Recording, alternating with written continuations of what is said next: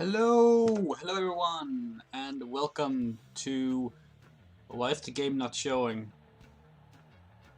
Oh, there. Oh, this is great. This is wonderful. This is exactly what I wanted. Uh, okay. Well, let's let's try that again. Just once in a while, it'd be nice to just have a game work when I start streaming.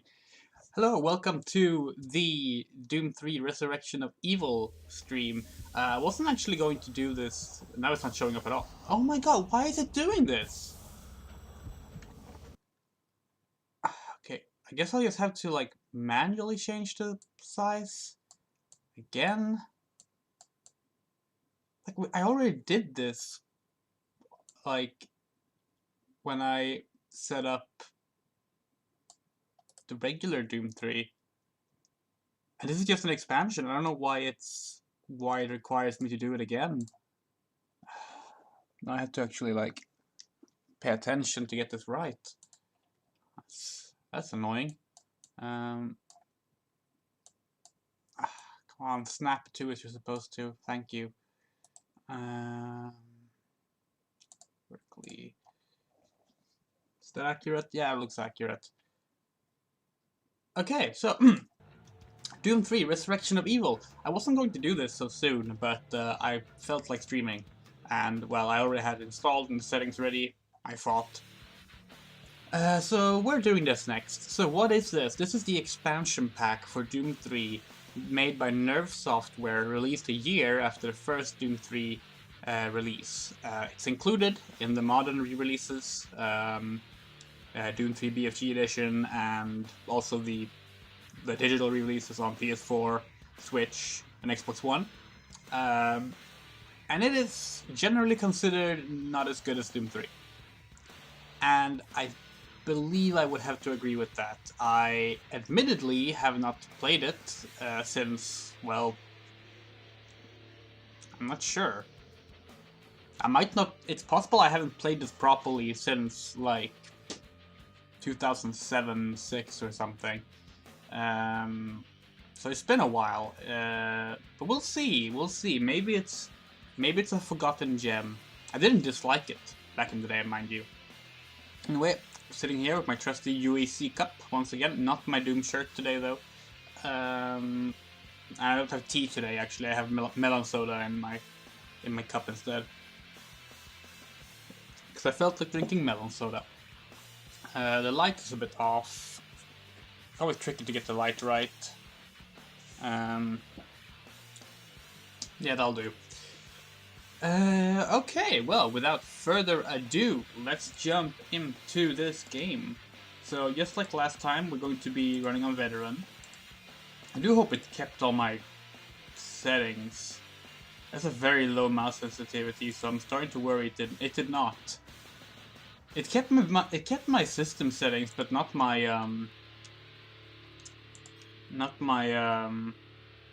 oh, it kept that. It's interesting. Maybe that's already standard in row E then. Zoom view is /B mouse 2. And I want those the other way around. It's odd, like the way the mods and expansion packs are supposed to work is that everything from like the default standard configuration file that should be carried over into the new thing you're starting, but I guess some of it doesn't. So I'm just going to like instantly up some of this because I know this is not how I want it. Let's see how that goes. Alright, and we'll be doing it on Veteran just like last time. This time we can start on Nightmare, but we're not doing that. So here we go, Resurrection of Evil.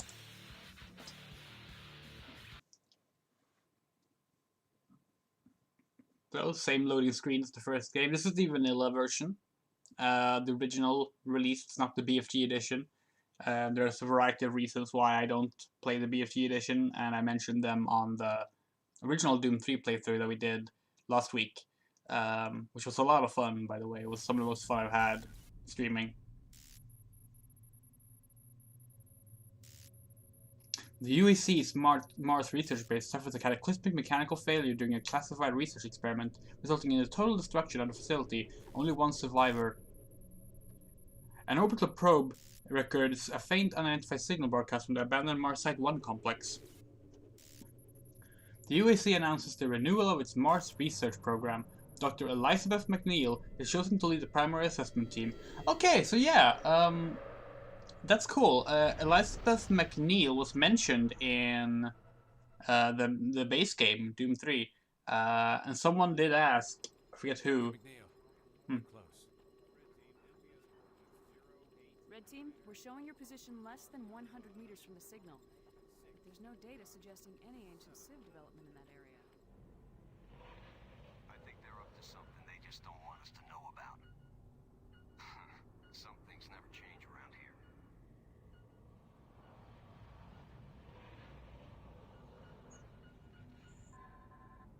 There's some sort of chamber beyond this wall. Point, we need a charge here. Roger that. On my way. This is not how archaeology works, I'm just saying.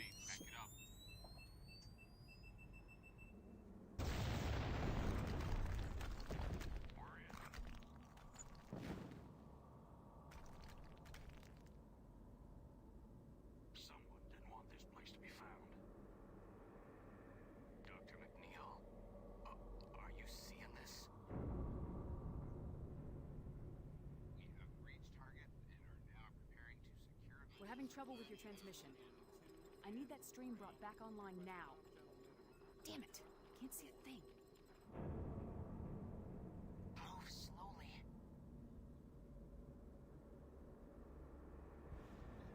Do you hear that sound? What the hell is that?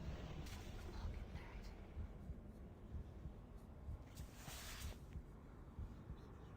that. That's us.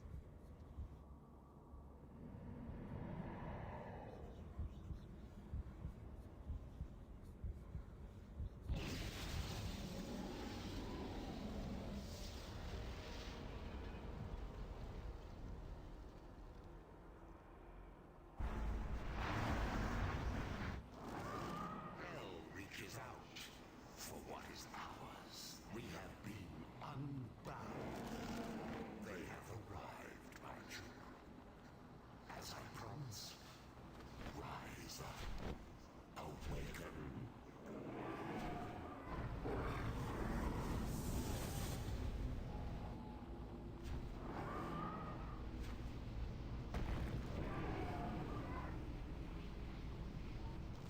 Hunt them down. This intro is not very good. I'm not sure why they felt the need. Reign begins now. I'm not sure why they felt the need to like show.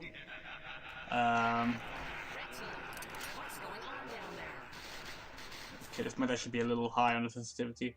I don't know why they felt the need to show all the bosses we'll be fighting. Like, spoilers. Okay. Yeah, so this is the artifact. It's just called that, the artifact. One cool thing about it is that the longer we hold it up...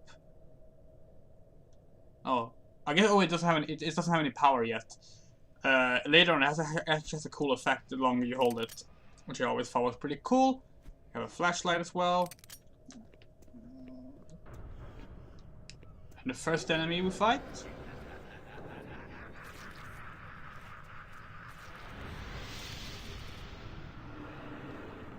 comes here.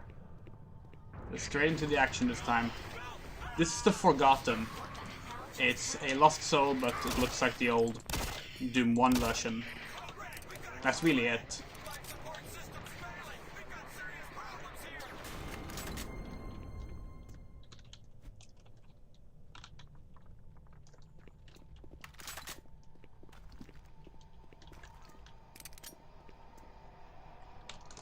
So I just stop and mention that I don't like the name of this expansion pack.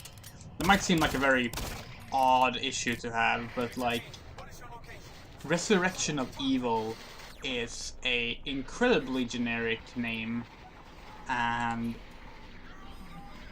it is also not even accurate. Like I get that they're referring to like where like everything the invasion starts again. I get that, but like it's just a continuation of evil, if anything. Like we didn't kill it the first time.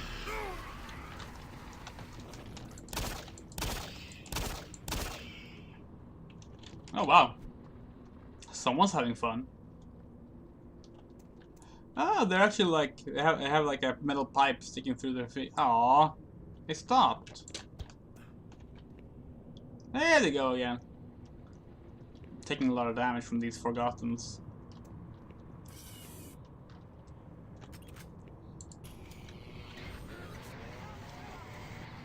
Yeah, so we took a power cell from over here and put it in there. I'm pretty sure we didn't miss anything by doing that, because we can't go over.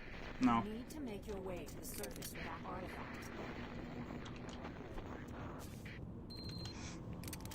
So if I recall correctly, Elizabeth McNeil was part of the Soul Cube research team from the base game. We obviously didn't see her in that game. We only read her journal. But I do think it's cool that they actually decided to use her instead of creating a new character from scratch. Well,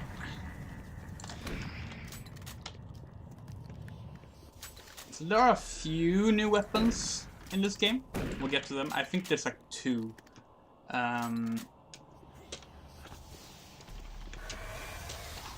Okay, I can't get up that way. Oh, here we go. Where'd the imp? Oh, there we go.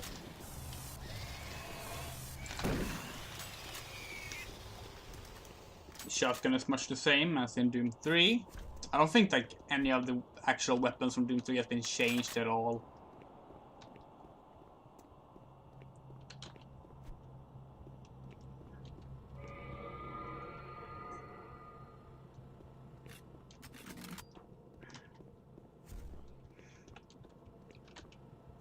Oh yeah, as the intro established that what actually happened at the Mars base in Doom 3, that's been covered up entirely. Because obviously it was not some system failure that caused some little malfunctioning outbreak thing. How would that even kill people? Like, I have to say though, I call bullshit that the Marine from the first game was literally the only survivor. Because, I mean, there was so many people we left behind that were alive after we took out, like, the demons everywhere. Like, the demons were not nearly effective enough to actually have finished their job there. How do I get up there? There must be something I can move. Can I move this? No.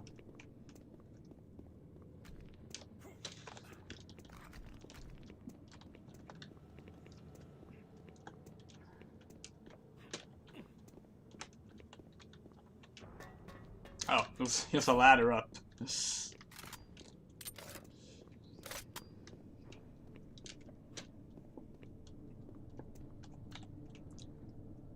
We're actually about to fight the first boss already? I know, right? Oh wait, no, we're not actually. We're about to get a new weapon.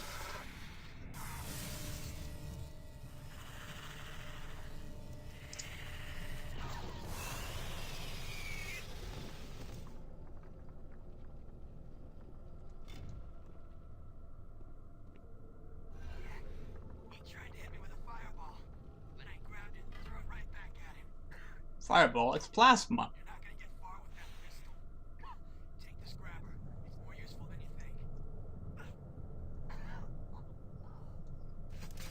And so this is the grabber, or the plasma manipulator something. It is the gravity gun. And the story behind the gravity gun in this game is interesting because it's not simply that they saw Half-Life 2 and wanted to do the same thing. The gravity gun was actually something that it developed for the original Doom 3, but didn't think to use as a weapon. They used it to decorate levels. That's how all the debris was done, to make the debris look realistic. But of course, Half-Life 2 popularized it, so Nerve brought it back as a weapon.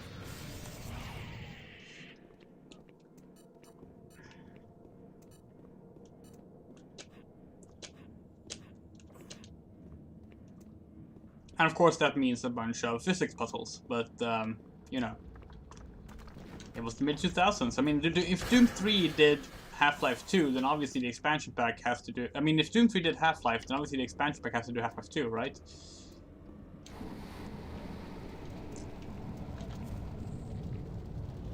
Because I think now we're about to fight the first boss, like in the next room.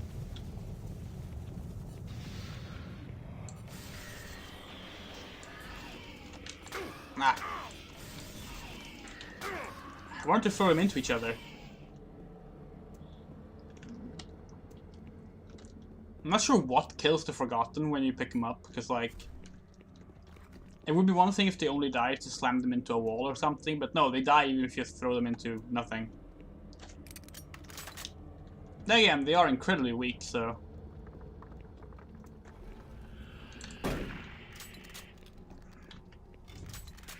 Whoa.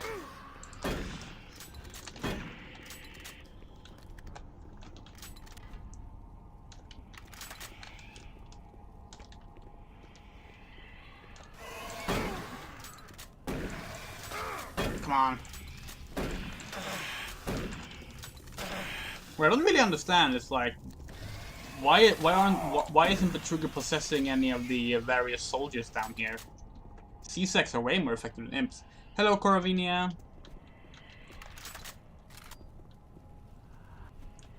Oh shit, where's my grabber? Oh, it's... Can I... hold on. There, okay. Ah! Fucking asshole. Okay then. Oh shit, I haven't saved! Oh no! I got to, I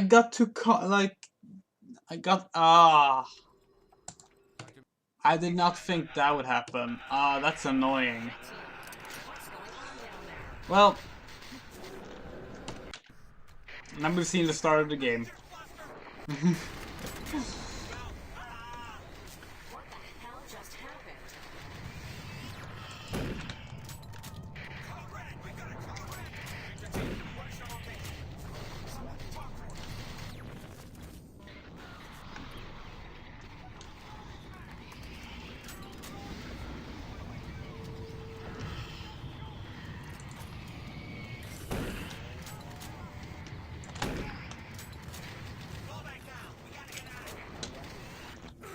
Oh, come on.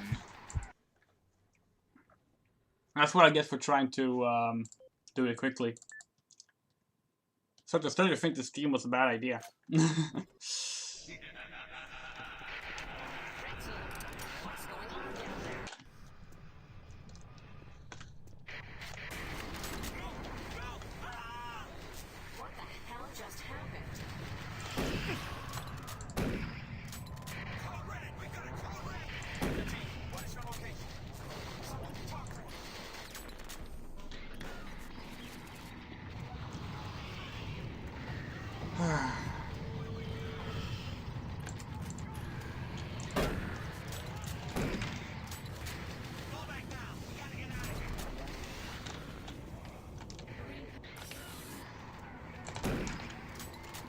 Okay.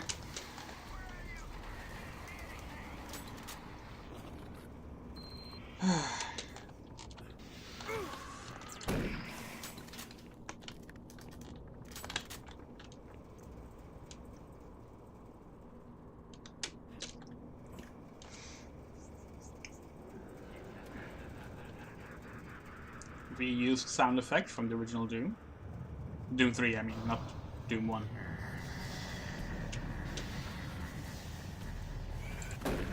What the fuck? Wow, that imp must have somehow managed to not get a single shell in the head. Not shell, pellet in the head. Whoa. Okay, I think that's a good place to do my first save.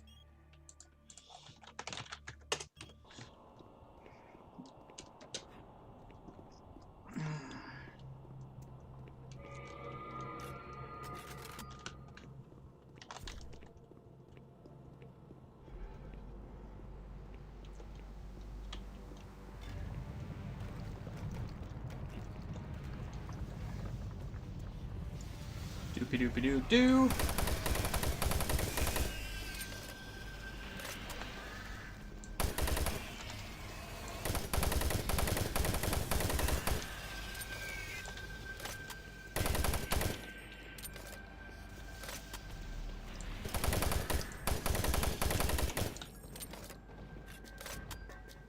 There is no ladder here. How do I climb up? Like, I can climb up on, like, nothing. You see that? There's no ladder here. It just lets me climb up anyway. Oh, I climb on the actual shelf, I guess? Games never let you do that. It's pretty cool. Alright, we get to grab her. Yay! Almost back to where we were.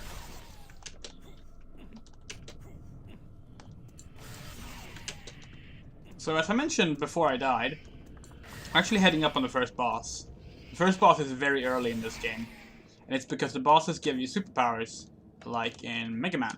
And they want to show that off, so we're gonna get our first power. It's very similar to the 2009 Wolfenstein game, if you ever played that. Which also involved the main character, BJ Blazkowicz, getting a occult artifact that gives him superpowers after each crucial story point. Pretty good game. Underrated. And it's also the only Wolfenstein game not being sold by Bethesda, because no one knows. They just took it off Steam.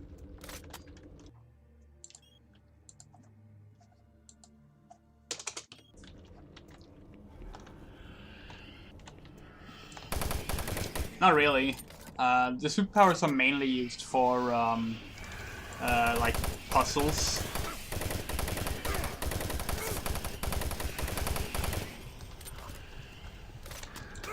God damn! I don't like this hallway. It's very tight. Even for Doom 3, it's very tight.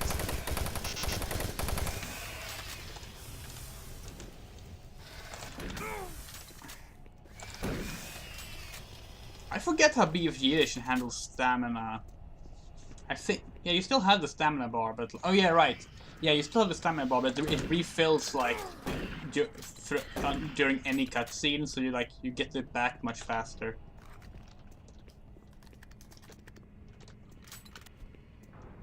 That's why people speedrun the BFG Edition now. Can't climb on that.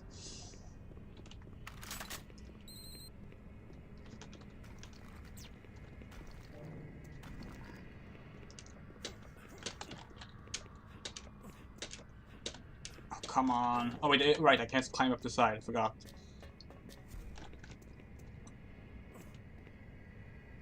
It annoys me that I can't interact with these, because you interact with these a lot in Doom 3's final act. So I'm used to getting to do that.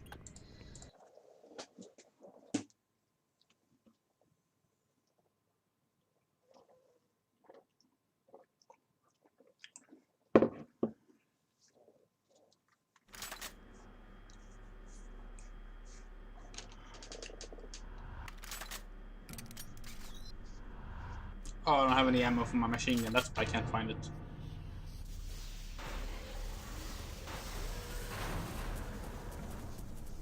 That can't be good.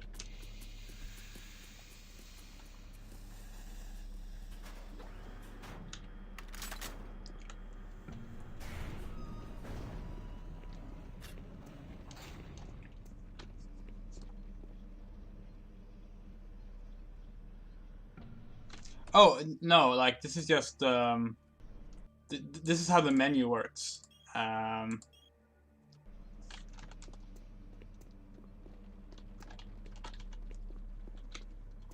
That's actually something they changed in BFG edition. They made a more, I guess, traditional main menu. But here they wanted to make it look like it was part of the game, like the in-game, the in-universe operating system, which has its ups and downs. It makes it very unique and fun, but it also makes it very ugly and not very intuitive. So, one thing I can already say with certainty: this game doesn't do jump scares as well as the base game does. Oh, come on. Like, we've had a few supposed jump scares and they have not even made me, like, react. The original Doom 3 is, like, a fucking masterpiece when it comes to, like, good jump scares.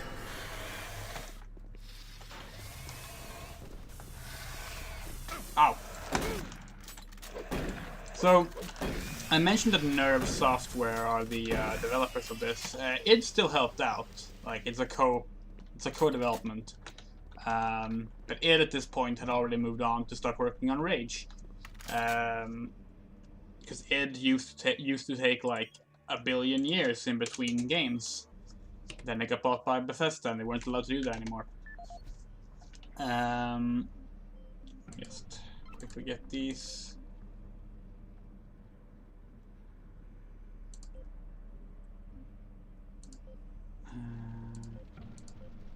Yeah, the ionized plasma levitator, or the grabber.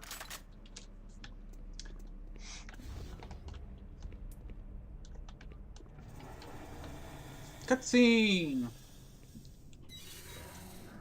Oh shit! New demon! Okay, so this fucker. So I get a good look at it. Right there. That fucker. That is the Vulgar. The Vulgar. And the Vulgar was originally going to be the Archvile in Doom 3. It's a model that was revealed in PC Gamer as like, here's the Archvile in Doom 3. And then they scrapped that model and made a different model for the Archvile. So they brought it back here. As a new demon. My favorite jump scare. Oh,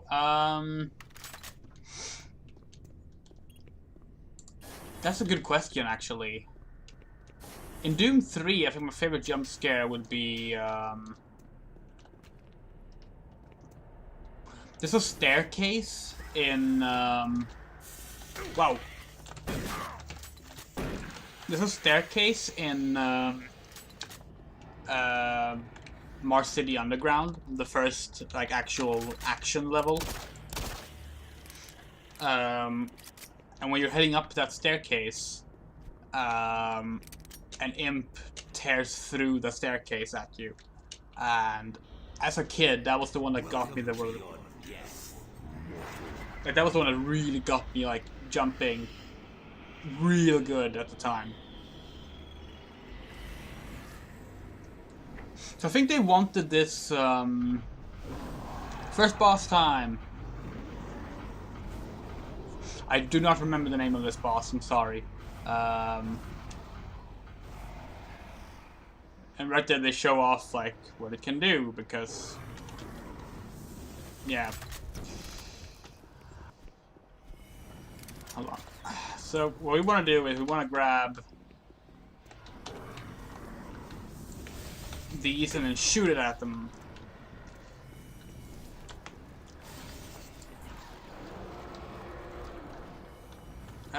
No, it's not actually. Well, the person talking was. So, on the cover of the original Doom 3, you have a Hell Knight, on the which this one is largely based on. It's basically a Hell Knight without legs, and it can teleport. Well, actually, what it does, it time travels, but we're not supposed to know that yet. And on the cover of Resurrection of Evil, they put the Maledict, which is Dr. Betruger's true form. And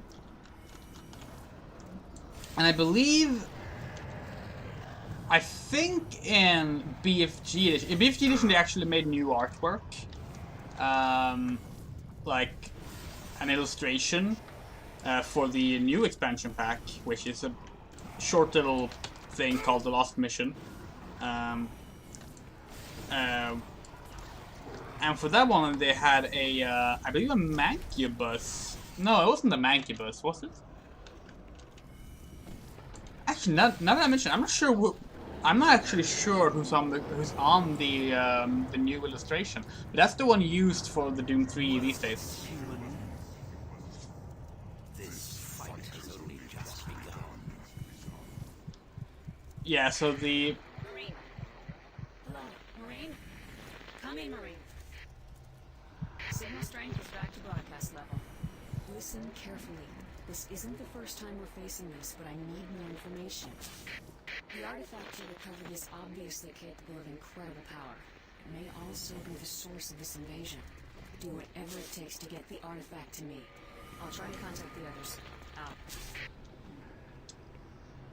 Okay, so this game, the artifact can be charged with human souls.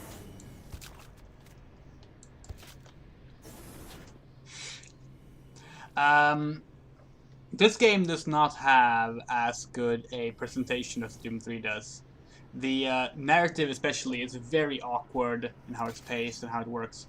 But here's something I do like. Let's see, we're gonna get some good light on the hands. If you look at me bringing up the artifact, which I will do now. Look at my hands. They get like dead. Like the skin dies as I'm using it. I think that's a really cool effect. And then it's fine if you switch to something else. But, you know, still.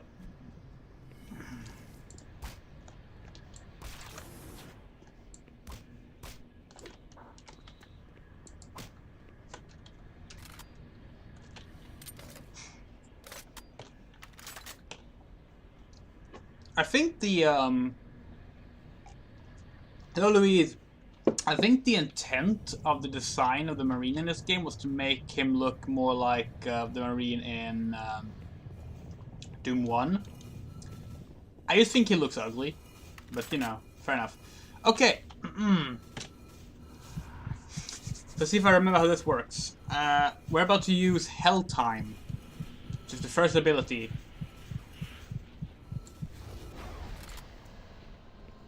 It slows down time. And allows us to move.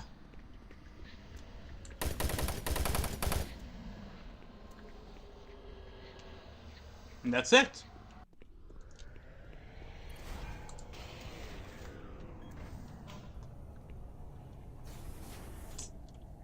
Oh god, yeah, okay, so we're already on puzzle 2 for this. So we need to go through this door. But the other door doesn't have power. Fucking ridiculous. I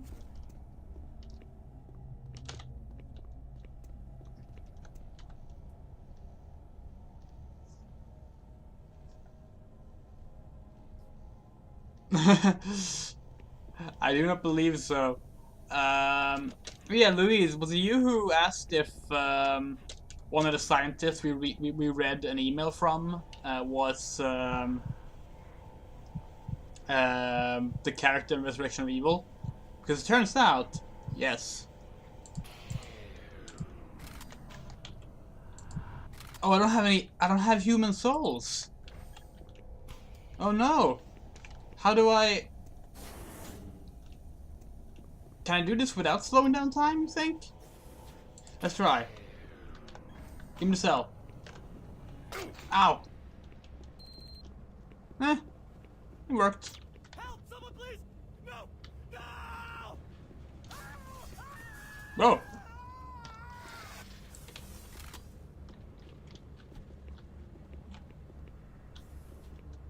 Yeah, it was someone. It might have been later or someone else then.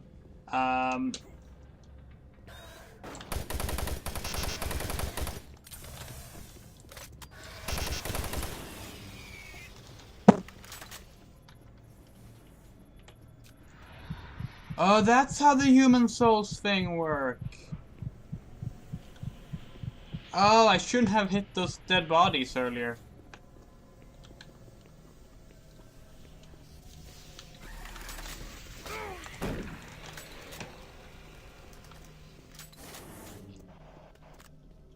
Oh no.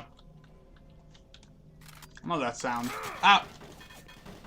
Wait, where's my They changed the position of the grenades!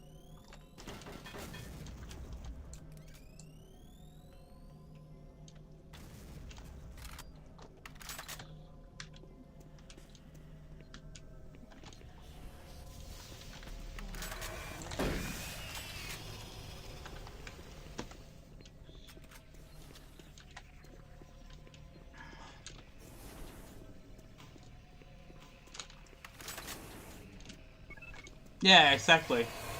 Whoa!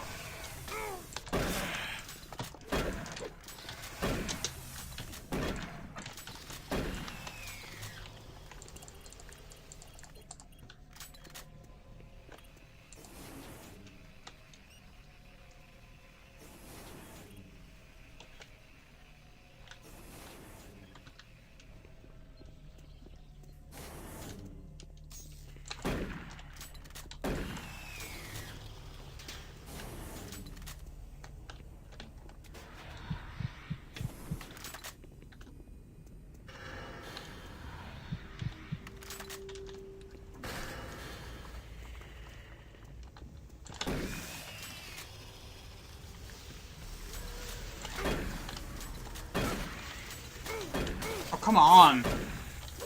Fucking Vulgars have more health than the imps, I think.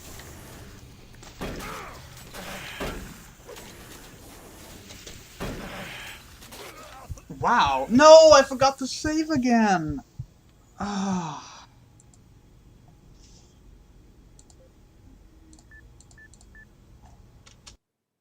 Oh my god, this is before the boss fight.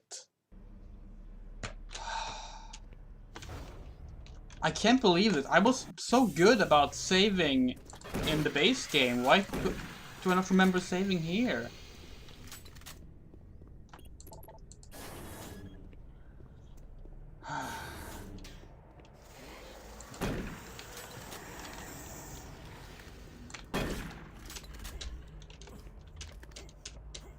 Well, guess we're fighting the boss again. To your death.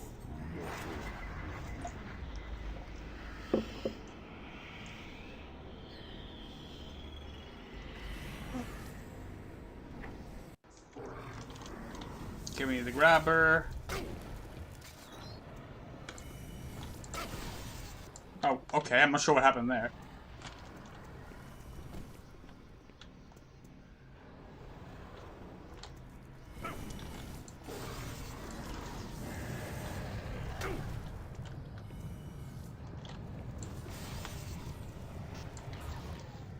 Ah, I missed him.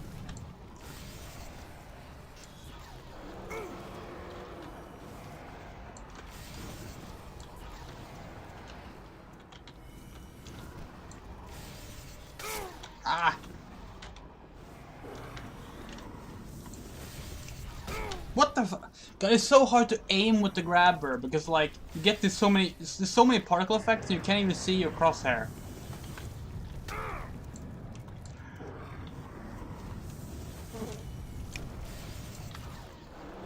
Like, apparently I missed there.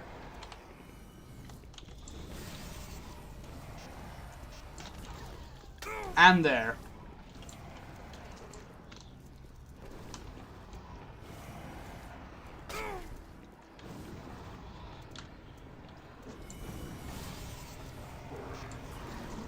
And there!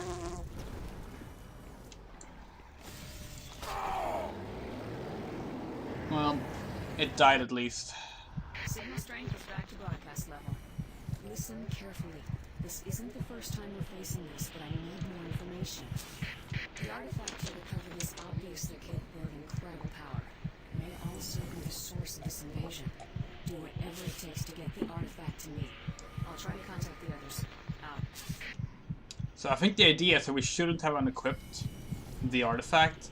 So we just walk in here and be like, oh, It eats the souls, but I was too quick to bring out my flashlight and kill them. Okay, so we can store 3 souls at most. We have almost no health.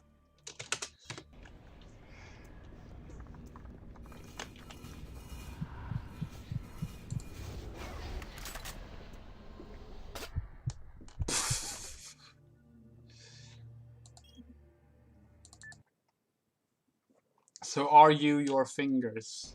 What?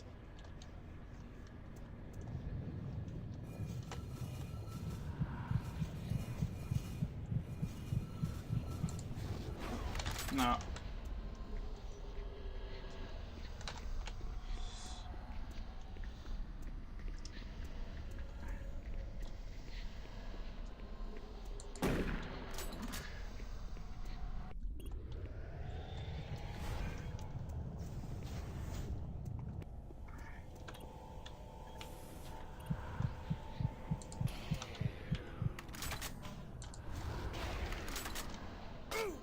Ow.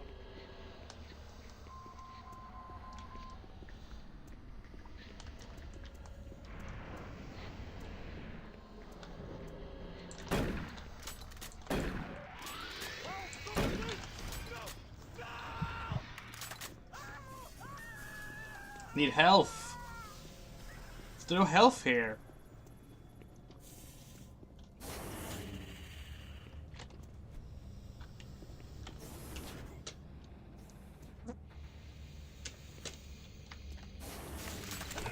What the fuck? Oh yeah, your hands like get rotten as you're holding the artifact, and then they're just fine. But um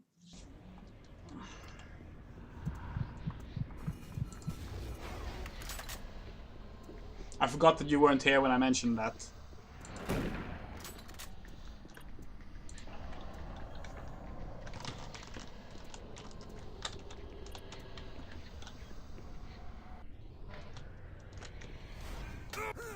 Oh my god.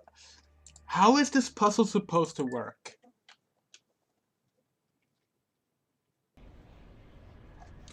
The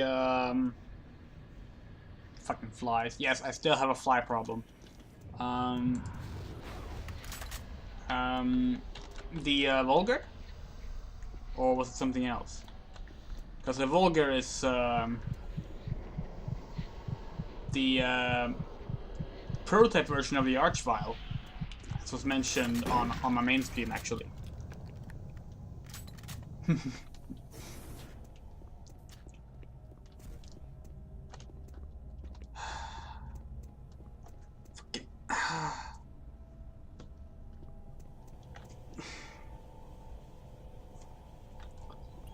It's like, this is terrible, because, like, I can't pick up the cell fast enough to actually go under here, even with slowdown. Because the cell takes too long to come out. Like, look at this. Okay, now it just magically worked. Fair enough. I'll take it, I guess.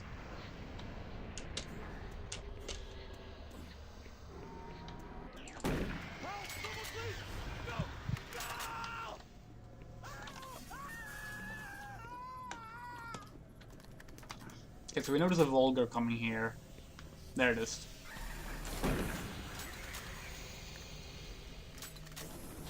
Good time to save, I feel.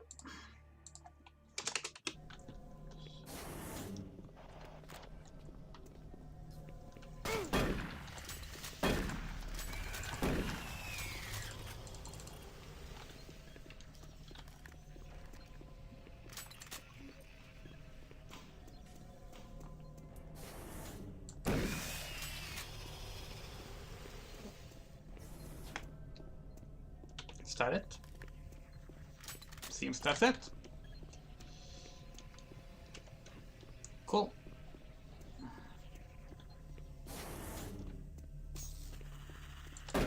Oh.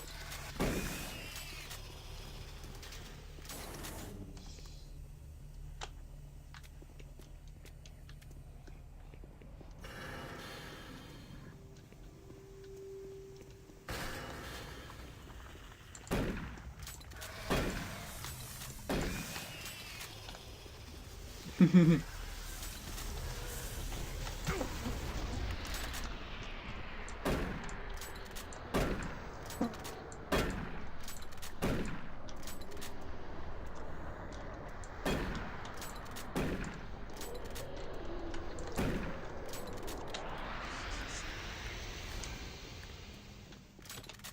person's doing well.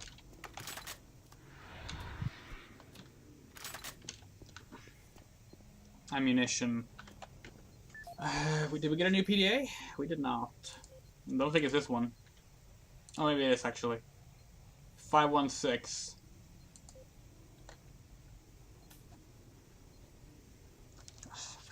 Flies.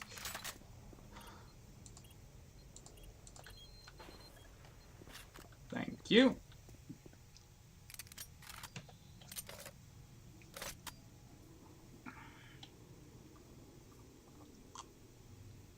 And so it seems they've moved the grenades to be after the chain gun instead of before the chain gun now. It's probably a better placement actually. I've gotten used to where the grenades are now, so it's kind of awkward.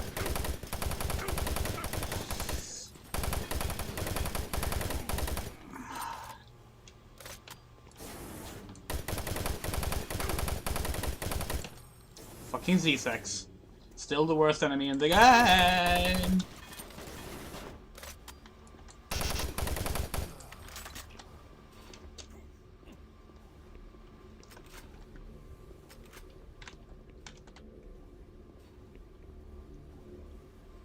Yeah, it's a bit like in Quake 2.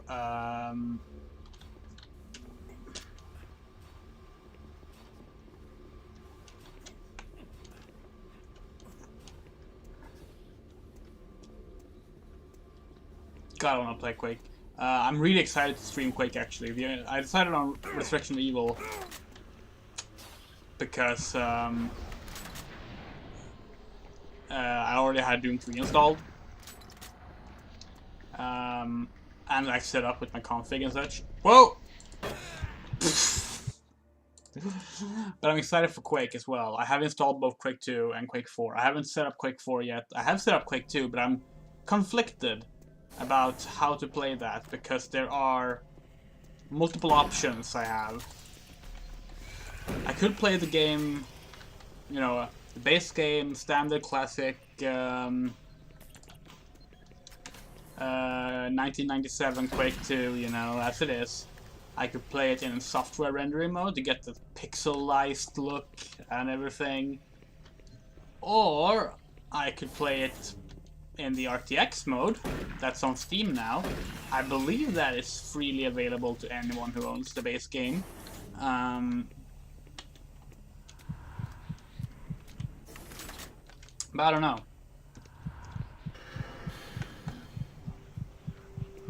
Come here. Thank you. Oh. I thought you were the Vulgar. What's the Vulgars? Oh, they haven't showed up yet. Damn it.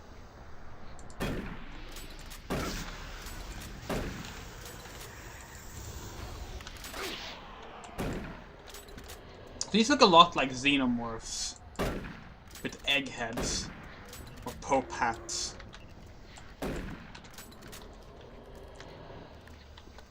I actually like their design a lot, but I'm guessing that's why they didn't go with them for the arch file. Like, they just look a bit too different from the classic arch file.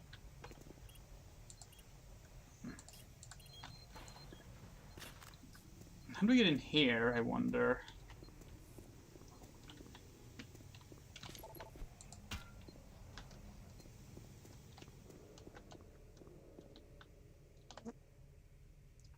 Sure, this looks safe.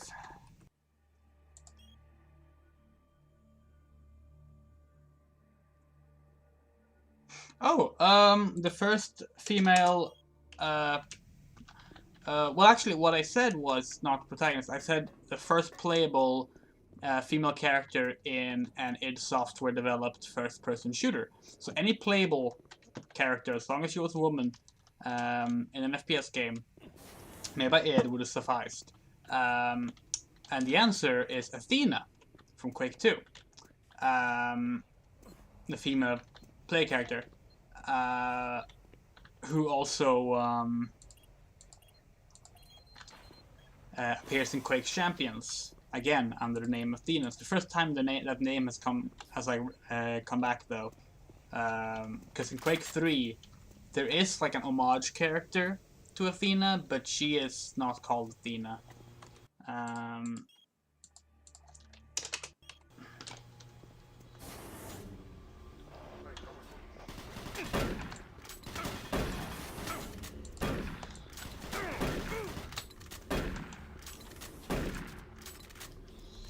That could have gone better. Not gonna lie. I forgot about the C6 coming in here.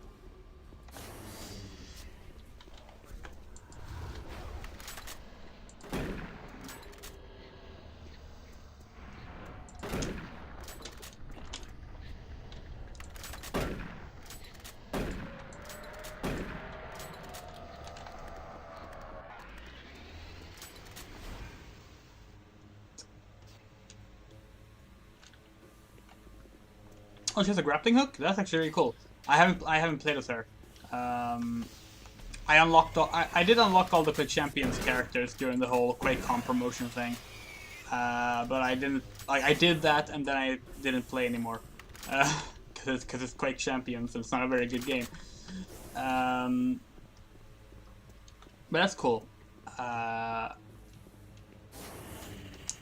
Yeah, it's tricky whether or not you can like, whether you consider her a protagonist or not is tricky, because like, I don't think Quake 2 ever specifies if you play as the male or female character in the game itself, but the male is the default, and you have to switch manually to the female character.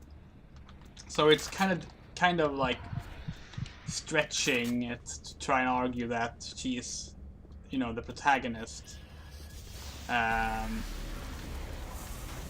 But I believe the first female protagonist in an id-developed game, an id-developed first-person shooter, that went terrible. I do not think there has been one. I genuinely don't think there has been one. Like, there have been games not made by id in id franchises. Why is this barrel dancing? It's really annoying me.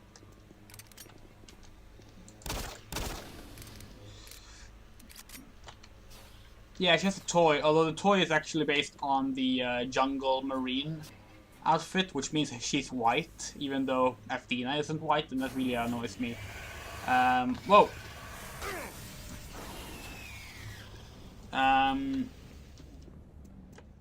What was I saying? Oh yeah, like there has been like games by other developers in like id franchises that are women. I believe the first one is Major Kira Morgan in Doom 2 RPG. She is at the very least the only female playable character in any official Doom game. And I like that she is actually the higher rank to the male character in that game.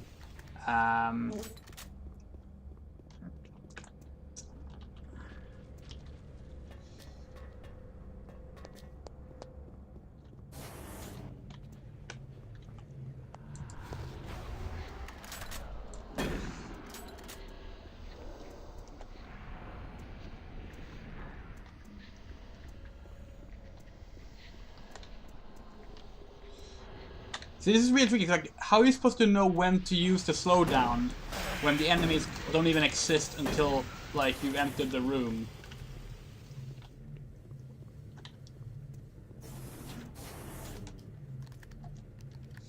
And of course, Wolfenstein Youngblood stars the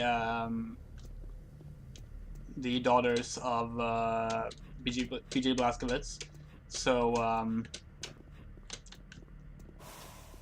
those were the first playable girls in a Wolfenstein game. But neither Wolfenstein Youngblood or Doom 2 RPG are id developed. I believe id assisted with Youngblood, maybe Doom 2 RPG as well. It is running on Carmack's RPG engine that also did Orcs and Elves. Yeah. id themselves have never had a female protagonist, at least not since they started doing first-person shooters. It's possible they had something during the soft disk days, but I don't even believe that's the case. Not the games that I've played from them, at least.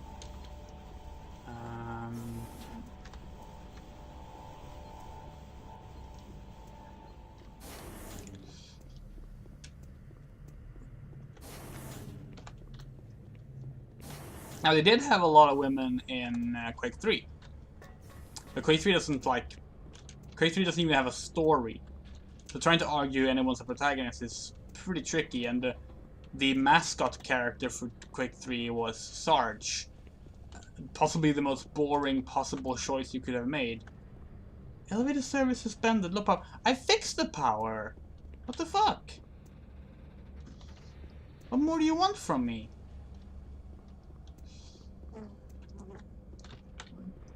Yeah, so like Quake 3 you had Slash, you had God, what other? Lucy is one, you had Major, you had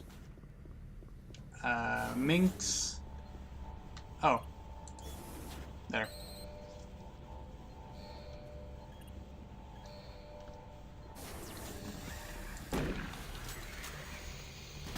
Oh, I love Bones.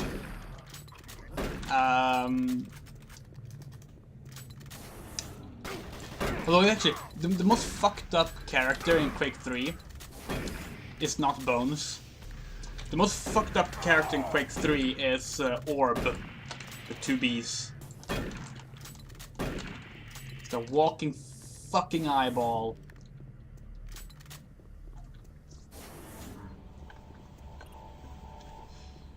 Oh dear. It's pretty clear they want you to use the whole slowdown power thing more, but like, as I mentioned, it's really hard to know when you are safe to use it.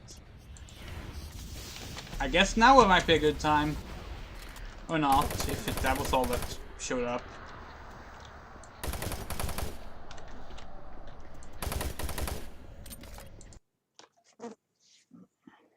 Yeah, I love Orb. What else do you have in Quake 3? There's a lot of good characters in there. Slash made it into Quake Champions, I think. Yeah, she did. That Sonic one. You mean the one that people added? The one by, I believe, Arlan? Roland? Arlan? I'm not sure how it's pronounced. I believe it was Arlan that did the Sonic model for Quake 3. Come in, Marie. Good. Dr. Cloud just contacted me, and he may be able to help. He has the recently discovered tablet ready for translation. It's missing an important section known as the primitive. It's a type of cipher key. We found the primitive years ago, but didn't understand how to use it until now. We must get the primitive from artifact storage and take it to Dr. Cloud in the Erebus labs. The tablet may be the key to understanding some of this. Oh, I know who you mean. You mean, oh yeah, Flisk? Is it Flisk that you mean?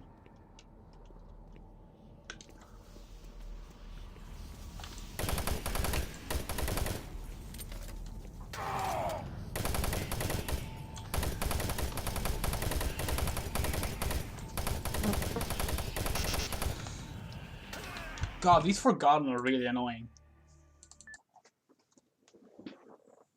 But yeah, Flisk is a pretty cool design.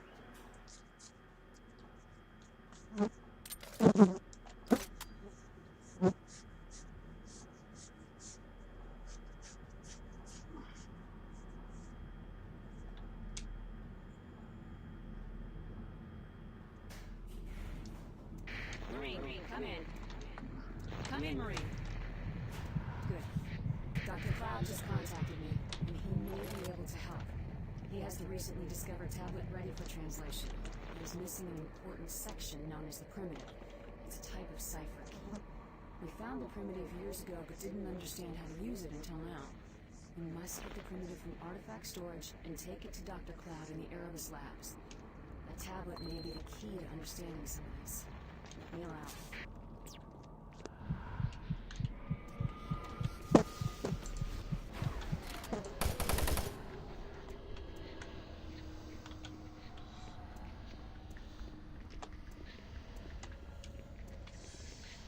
I think it was a mistake to have this game start off in the excavation area.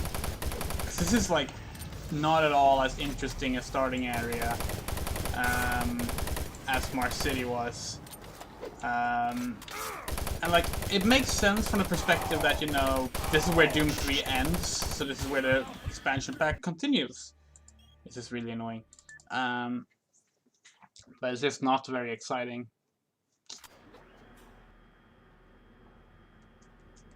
Also, this expansion pack really likes wasting your time. And it feels awkward that we're a silent protagonist in this one, because in Doom 3, no one gives us time to respond or speak. They're always just talking over our heads. In this one, they don't. It's like... Marine, come in. Come in, Marine. Good. That implies that we answered. Contacted me, and he may be able to help. He has the recently discovered tablet ready for translation. He's missing an important section known as the primitive. It's a type of cipher key. We found the primitive years ago, but didn't understand how to use it until now. We must get the primitive from artifact storage and take it to Dr. Cloud in the Erebus labs.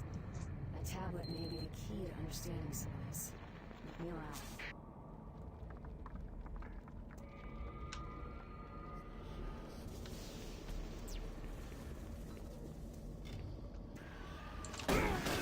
Oh, god damn it.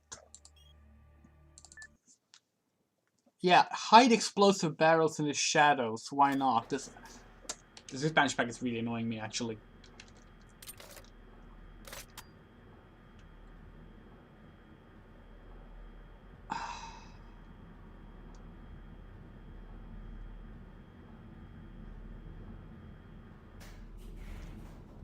Marine, come in. I remember why this.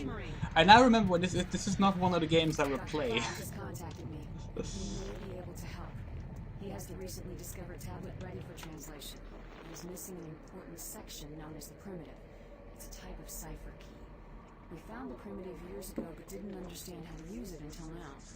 We must get the primitive from artifact storage and take it to Dr. Cloud in the Erebus labs. A tablet may be the key to understanding some of this. Kneel out.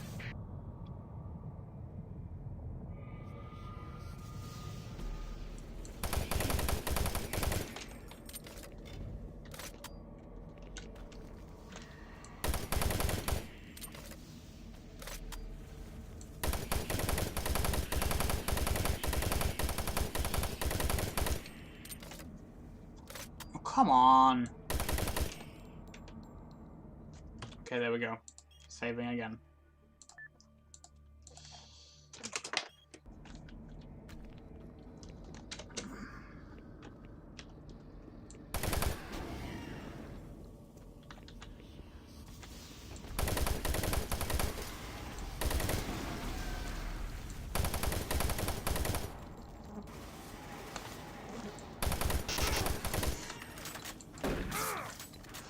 So yeah, the wraiths can still teleport. In case you forgot what their little quirk is.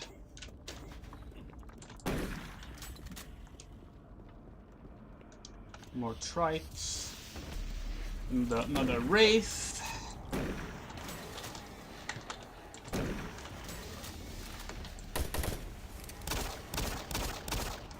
This is great.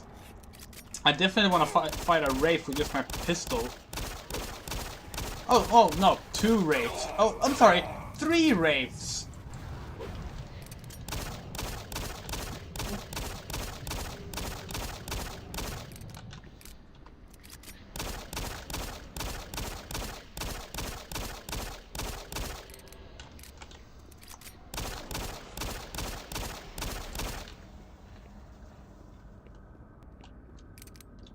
Did I get them all? I think I did. Is there really no health kits here?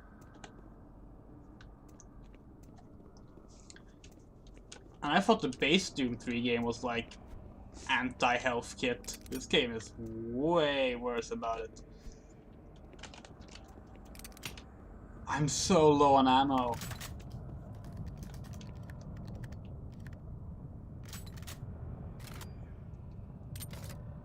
Bitmalayer? Bitmalayer? I do not remember that at all.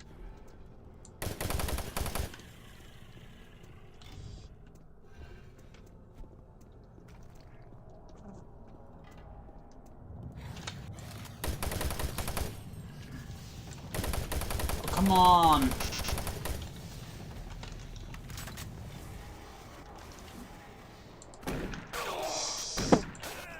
What?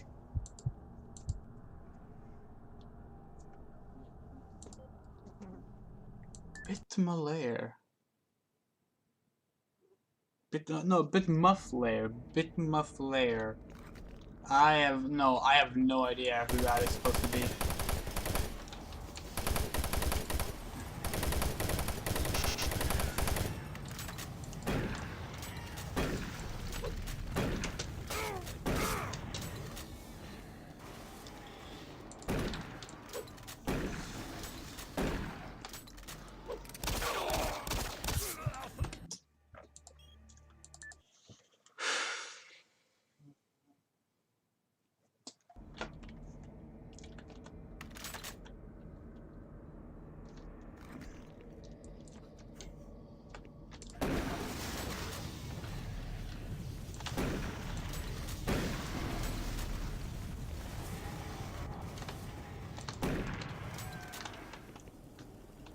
God, the inconsistency on like how much damage the Wraith can take is really annoying me. But part of that is just the shotgun having a very odd spray and headshots being so much more effective than any other shots, but still.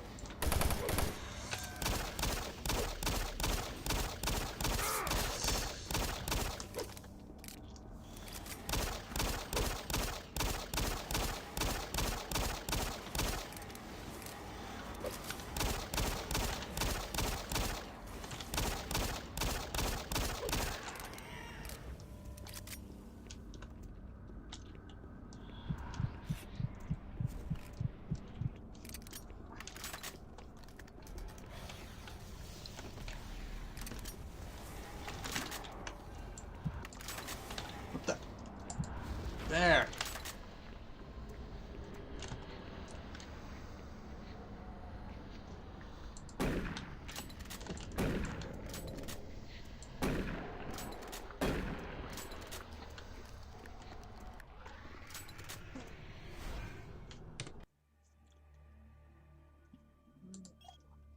Yeah, we can do that. Yeah, I do not recognize that name at all.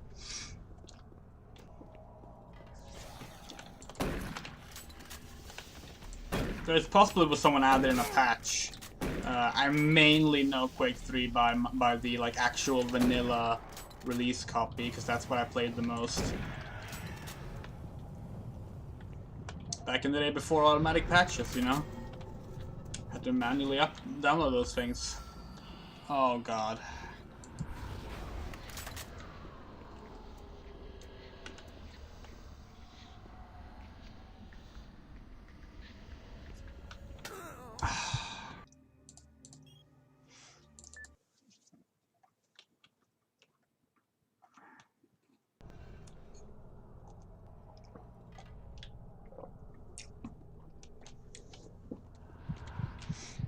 Bitterman is the Quake 2 protagonist. He's the male one.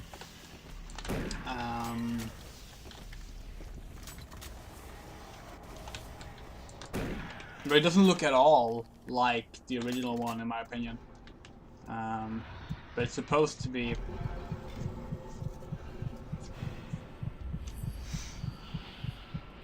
Okay.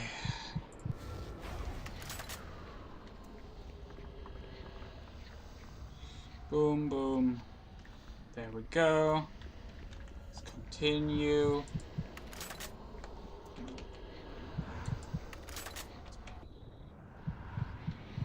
Whoa, what? God, I really wish. Like, okay, so here's the problem, right? There is no player feedback when you use your artifact abilities. So apparently I started one, deactivated it, and didn't notice it. Because there's no like easy way to tell except your weapon changes. And sometimes not even that happens, depending on what weapon you held before.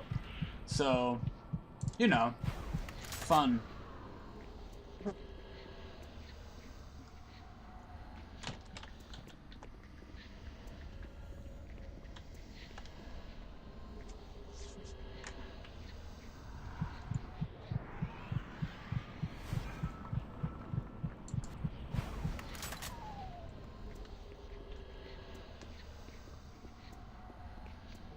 There we go.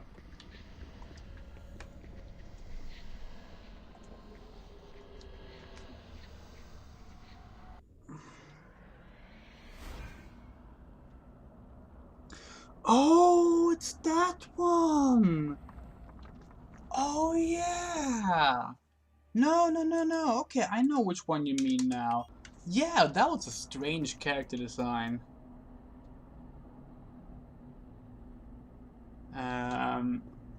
Oh no, there was only one expansion pack. Well, okay, that's not true actually. Because there's also the Lost Mission, if you can even call that an expansion pack. I don't remember if Lost Mission was by Nerve as well or not. The Lost Mission, which is the third campaign for Doom 3, and the one that's the least like traditional Doom 3. Actually, that's not true. That's not true. This one is probably less than traditional Doom 3 than Lost Mission is. But that came with the BFG edition, and it is a short Doom 3 campaign, essentially made out of whatever assets and rooms they had lying about. Unlike what the name implies, it is not like a recreation of lost content. It is just a new story portion using existing assets, sometimes entire rooms, to do a new little mini campaign. And it is perfectly fine. But it doesn't really add anything. I don't think it has any new demons or any new weapons. I have not played through all of it myself. I have played through part of it. But yeah, it's just... It is just a small slice of Doom 3 that they threw in for the Doom 25th anniversary. 20th anniversary. Which one was it? Yeah, 20th anniversary. 2013, yeah. I think technically the BFG edition came out in 2012, but they did it in celebration of 2013 being the 20th anniversary of Doom. It has a little like 20th anniversary logo on the back of the box, even though I don't think they ever used that logo for anything else. Oh shit. Okay. Damn it. Okay. Let's see.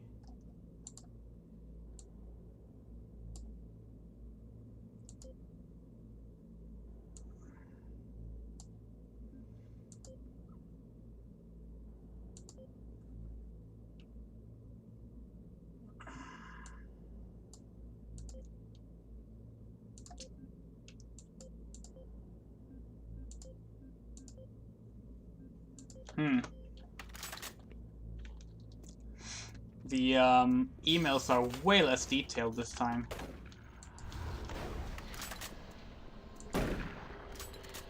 Oh, nice.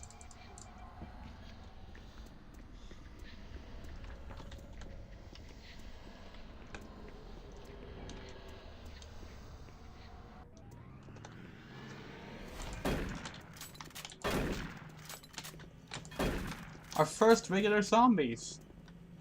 I like that. I like that. It's bones.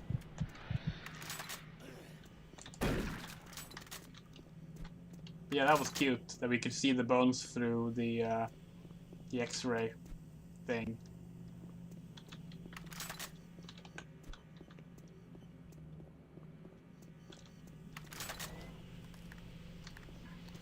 Who's there? Oh, get away! Stay back! Get it! Don't get too close. I'm not okay. No, keep away.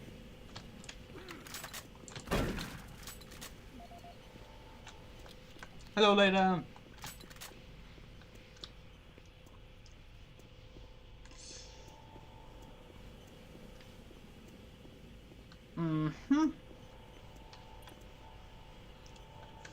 They really love their power cell generators in this expansion pack.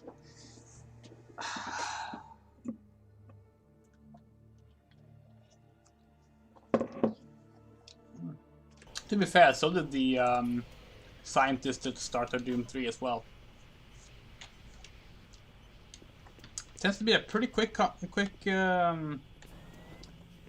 process. Whoa. That demon doesn't have a skeleton. Wow.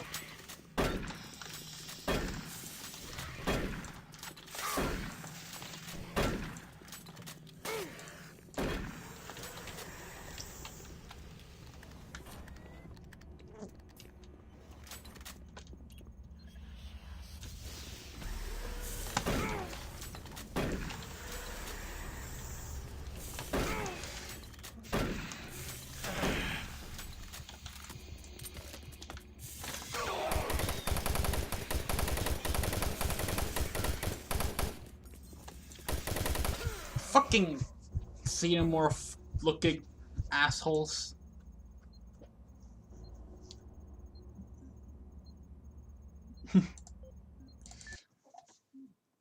Oh yeah, so I watched the absolutely terrible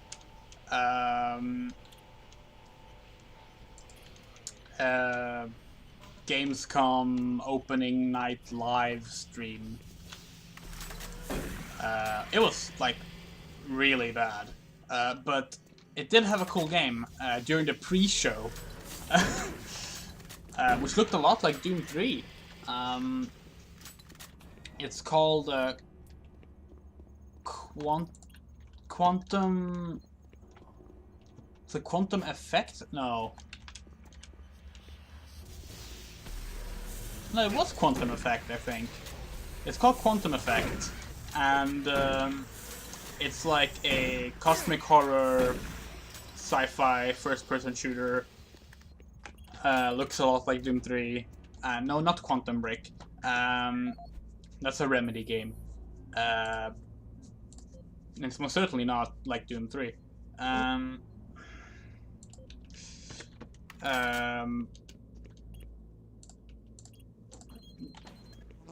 You play as a firefighter in space, which is something I haven't seen before. Quantum Error, not Effect, that was it. Quantum Error. It looks fucking fantastic. It's coming out on PS4 and PS5.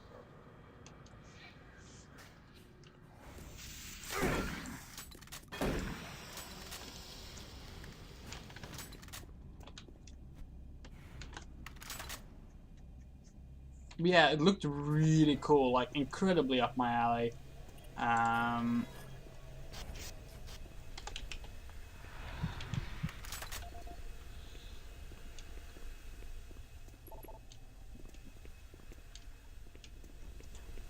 So I'm looking forward to playing that eventually.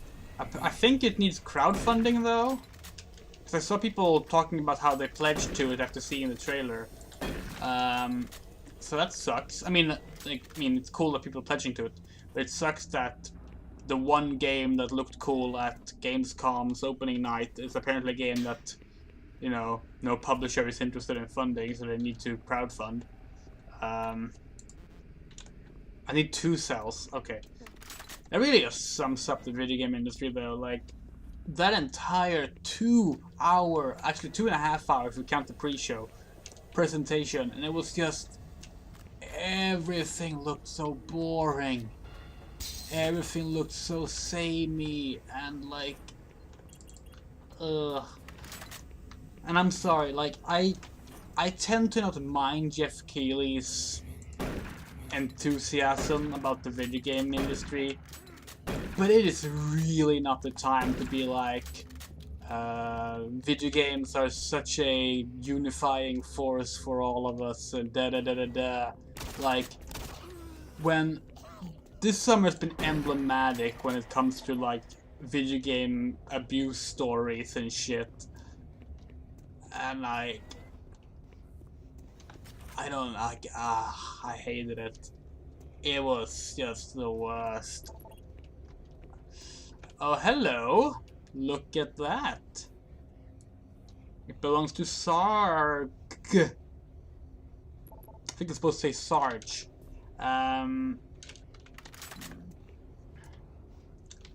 Yeah, it's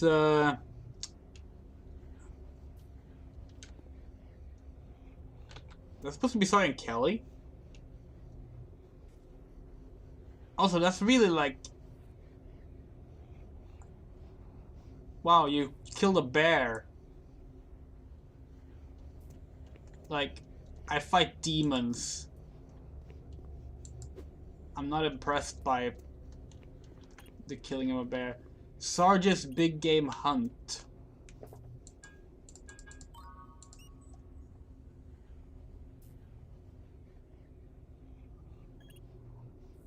Okay.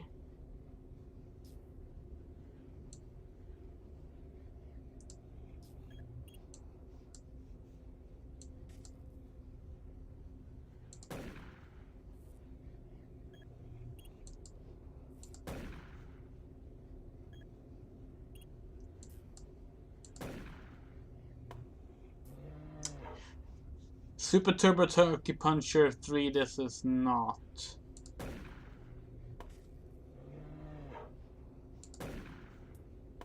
Does it even change?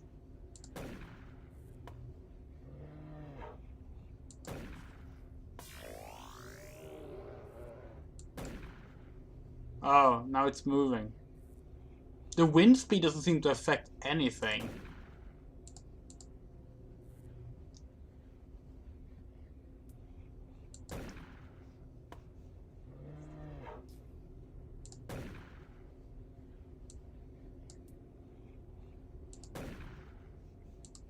How did I miss there? It was clearly a hit.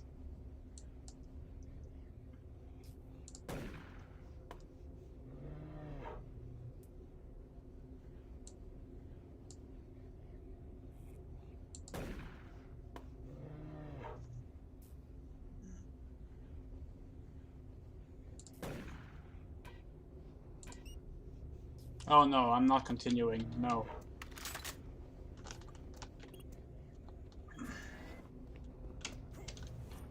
Oh yeah, did I get like...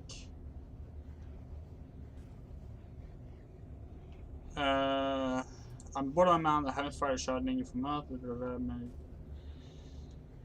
He sent it to Stuart Jackson. 428, okay. Why are they so invested in this fucking shotgun? We have way cooler weapons. Yeah, double barrel shotgun. It's not a super shotgun, it's a double barreled shotgun.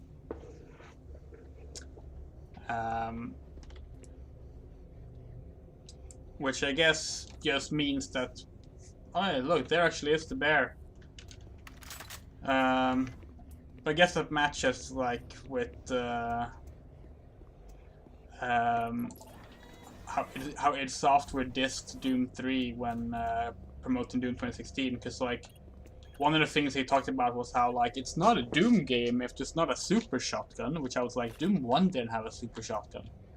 Doom 3 didn't have a super shotgun. And technically this one doesn't even call it a super shotgun, so...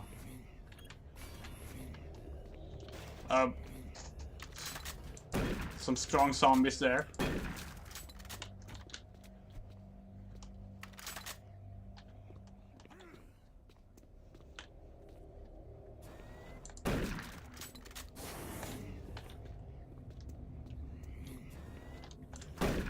Apparently, yeah.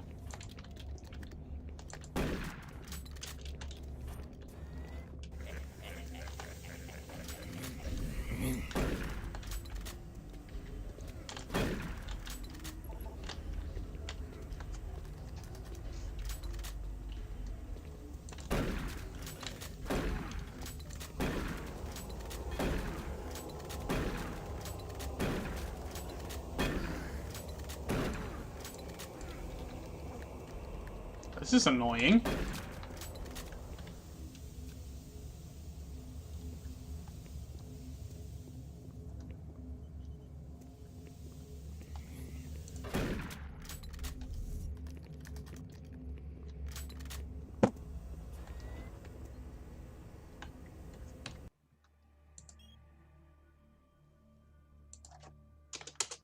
I'm going to turn off this light, I think. Not getting the... Oh no, this is way too dark. Never mind. I was going to say I'm not getting the creepy feeling I want, but oh well. I have no idea what that filter was. It's like this game, I mentioned this at the start, but you weren't here then. This game, unlike Doom 3 regular, I have barely played at all since it came out. Like, not even the beginning of the game. So, like, I don't remember shit from this game, apart from, like, which enemies are in it and stuff like that.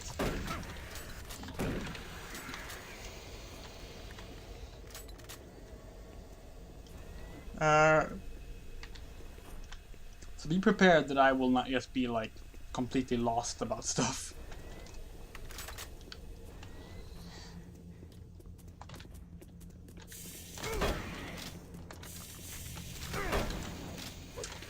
Man, this double barrel shotgun sure is doing good. Oh my god.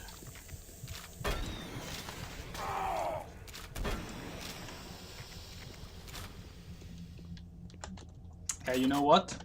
Sticking to the regular one.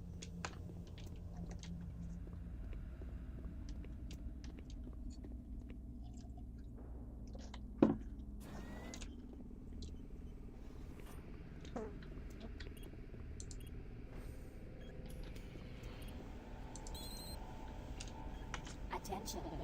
Filtration system now active. Contaminants detected. Commencing storage containment filtration. Storage containment filtration complete. Remember, work safer and have a great day.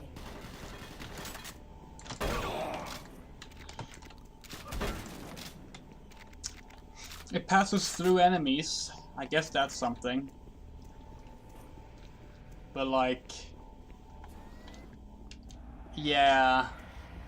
much like the Forgotten, it feels more like they put it in there because the hardcore like Puritan Doom fans were like, this game doesn't have a super shotgun in it, it's bad. This game doesn't have the classic Lost Soul in it, it's bad. Because I mean, it's just here to like check off a box. Although, you know what? It's still a better placement here than a fucking Doom Eternal, where they turn it into like a fucking special Doomslayer relic that was like taken by the demons and held in like a special place, and like what the fuck was up with that? Came out of absolutely nowhere and just made no fucking sense. At least here it's just a shotgun.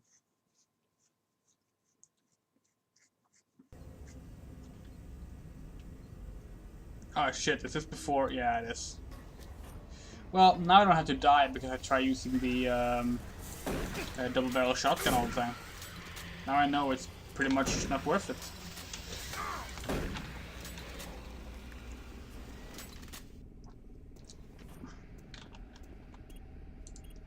So it is essentially like no more or less powerful. Well, it is. I mean, it is more powerful than the regular one. But Commencing storage containment filtration. You can't fire off shots fast enough for it to be that Storage useful, in containment my opinion. filtration. Like, you can do it for that stuff, like 2 hits in one, but that's about it.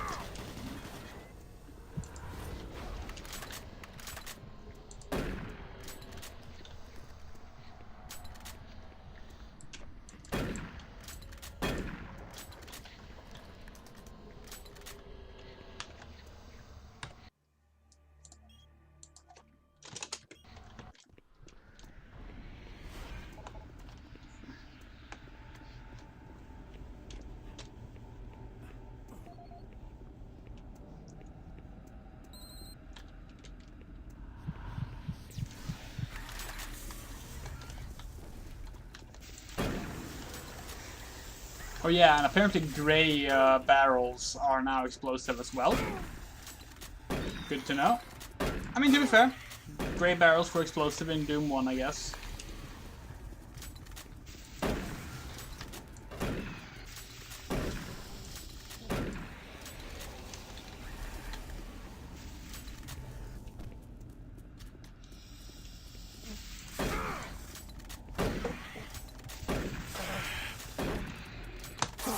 Oh my god! The Vulgars have no consistency to, like, difficulty. The...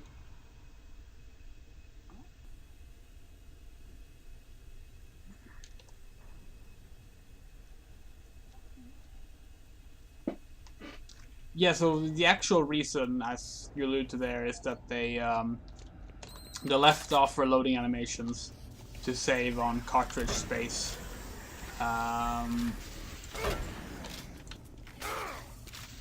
Which is why it works more like in Quake, where it's just like a semi-automatic shotgun. Which, to be fair, semi-automatic shotguns do exist. I mean, we have one right now in this game. But, actually, no, we don't. Never mind. But they do exist.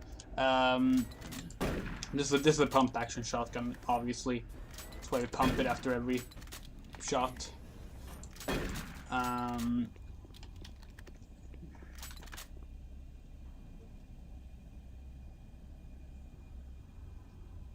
Yeah, I mean, that's the thing, like... Resurrection Evil has an identity problem.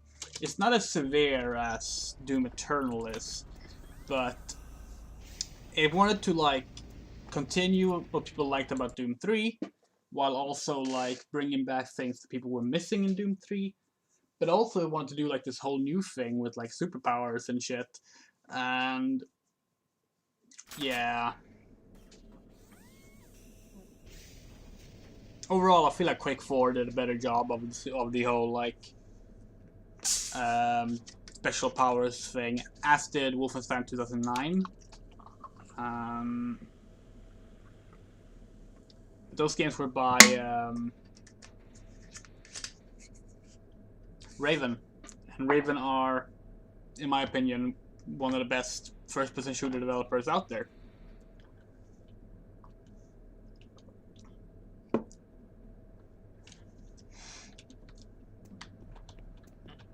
I mean, no, not to diss Nerve, they are very good, actually. I'm up here. The power's been knocked out down there. The surge overloaded the generators. You're going to need to find 2 power cells to get that lift working. From up here, we can make our way to the surface. Hurry! Wow, the first British person in Doom. Also, more power cells! It's the only thing they know, apparently, is to make power. Oh, I remember this area. This part is a reused level asset. This part is not, I think. Oh.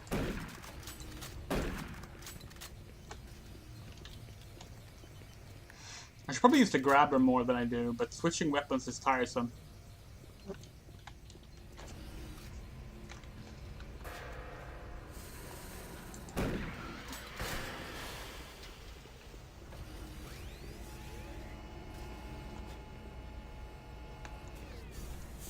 Well.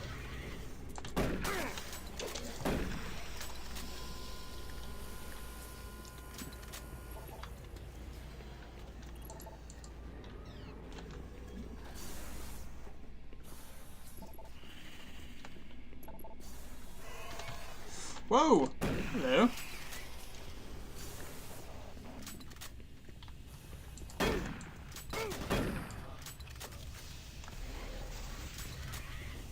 Well, okay, so that great barrel is not explosive.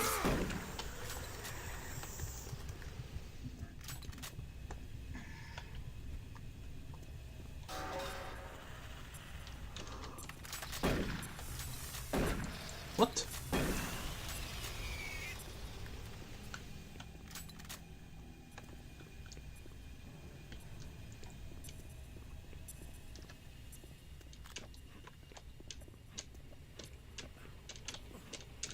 Get me out of here! I can't open the door!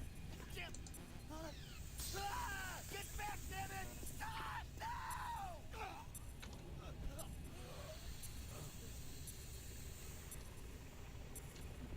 Yeah.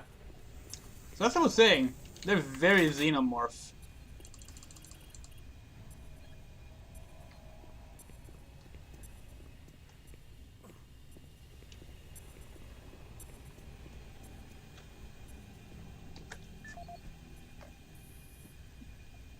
Yeah, I don't know.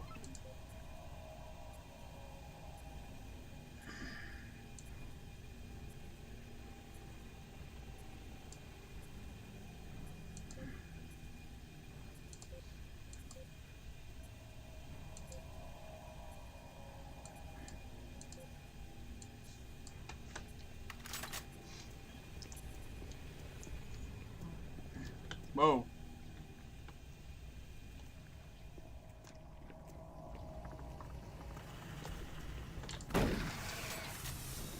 So, I don't think there's that...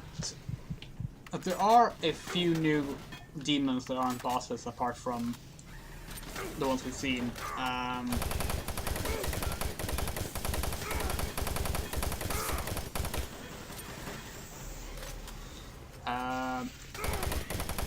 don't remember exactly how many. There's the Bruiser, which is my favorite enemy design. Oh, for fuck's sake, I forgot to save again.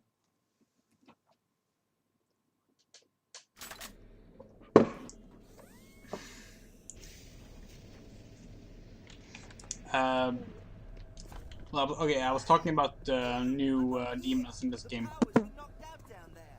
The surge.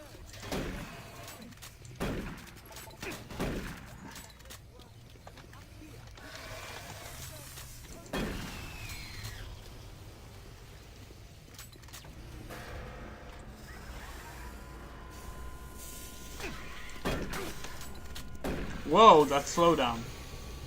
Not sure what happens there.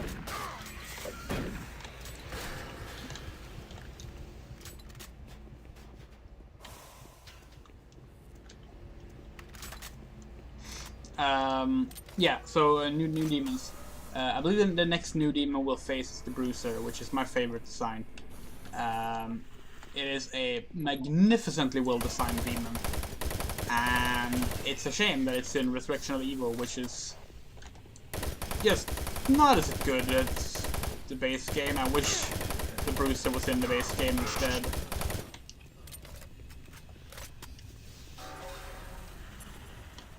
In fact, I think that would have been a much cooler thing for the BFG edition if they just like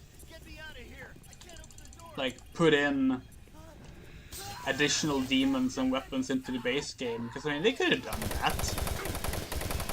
Yes, it would have taken effort, of course, but like it would have been cool. It would have been like a neat little remaster. Like, it would have been so neat. Oh, you looked up the Bruiser? The Bruiser is so good. Like, it is just a fantastic design. Terrifying. Like, it's like a mixture of Doom and Silent Hill. I love it.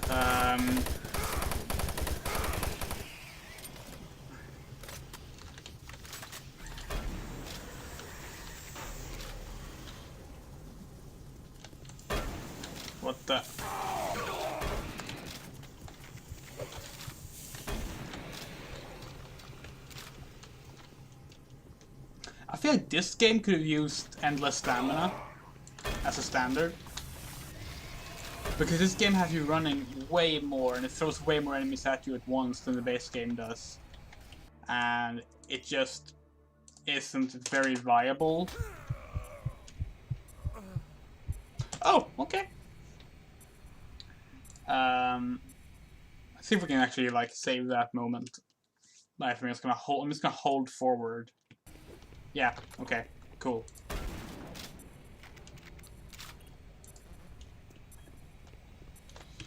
I'll do that save again.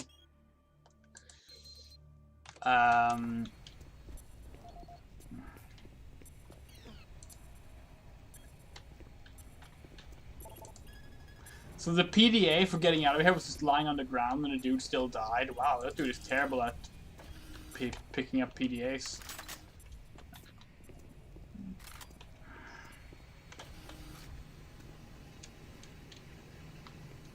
Oh wait, hold on. Hold on. Nearly forgot.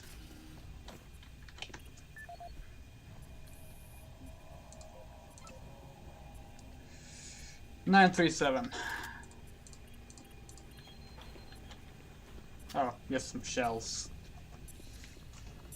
Actually, you know what? That's not that bad.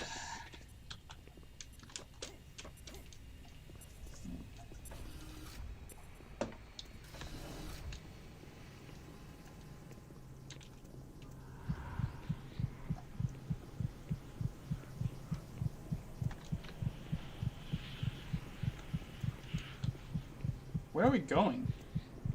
Here? Yeah, okay.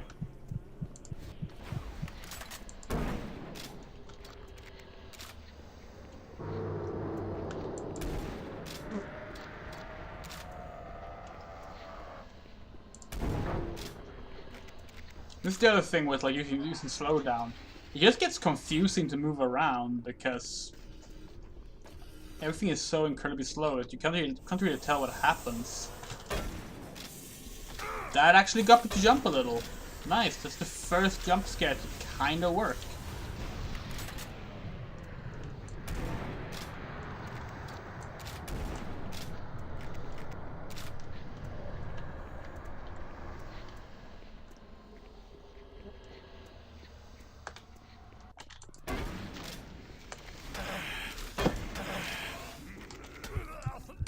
That was a side effect of the slowdown. Because I slowed down, I ran past the spawn triggers, and I ended up like literally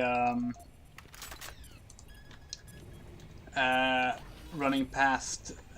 So I ended up like getting cornered by the enemies that are supposed to be coming towards me when I'm entering the room. So again, the slowdown is like, if you don't know ahead of time exactly when to use it, it can just be against you. And it is very uneven, and I don't like it. And I forgot to heal up. There we go.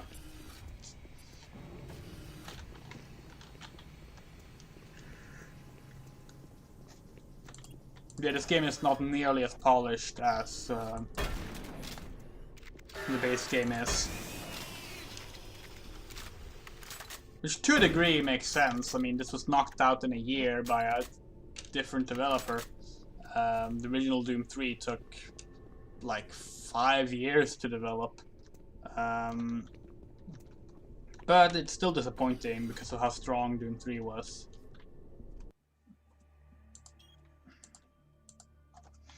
That's actually how I feel about a lot of expansion packs. I guess we don't really call them that these days. Well, sometimes we do, but I guess we just say DLC these days. But like, campaign DLC, most of the time I feel it's just like a lesser version of the base game. And I would rather have seen that effort be spent on like a full proper sequel. Like, I would have loved a sequel in the style of Doom 3 before they rebooted it into Doom 2016, or retconned it rather. But instead we just have Doom 3 and some kind of not as good spin-off stories that don't really like match up with the original that well. I mean, this one does narratively, and that it does follow up on the Betruger stuff and the Maledict, but like we're not even playing the same Doom Marine. Like it's not exactly Doom 3 Part 2, as much as it really, really wants to be. And I genuinely do wonder, like, what happened to that original Doom Marine?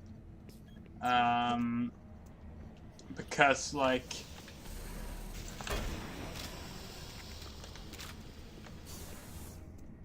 the Doom Marine in Doom 3 is just never mentioned again. And there are, like, there's this, there's Lost Mission, and there's Doom Resurrection, which no one played with me. It's bad. And like all of those are supposed to be taking place in the same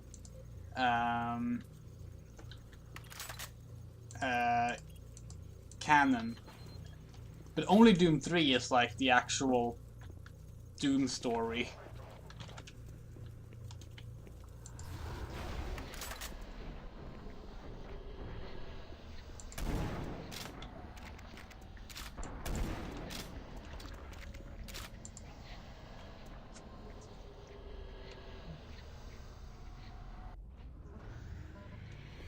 Maintenance ladders available for qualified personnel.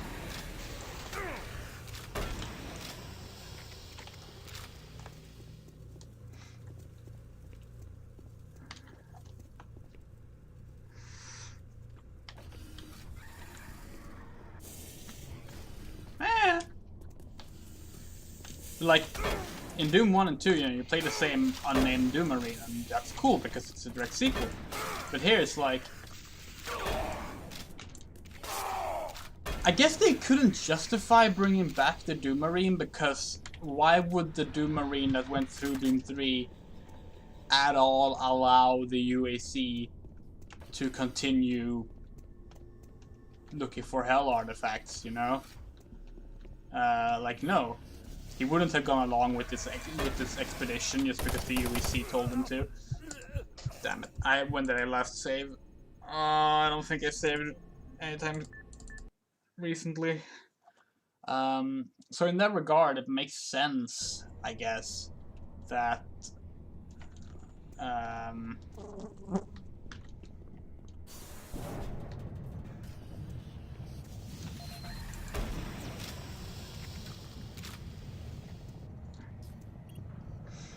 it makes sense that, you know, you play someone else. But I don't know.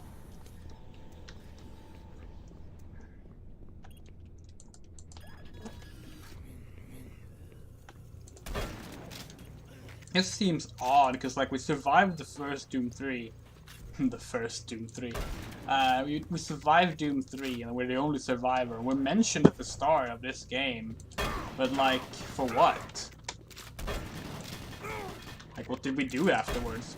Apparently, our story didn't even get told properly, because, like, officially the story is that it was, like, some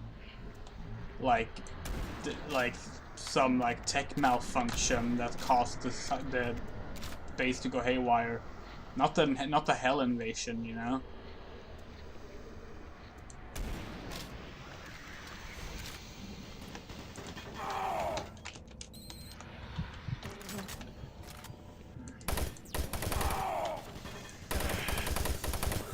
Oh my god, the flies are annoying the hell out of me. Wait, did those barrel explode? Then why are they so slow at exploding?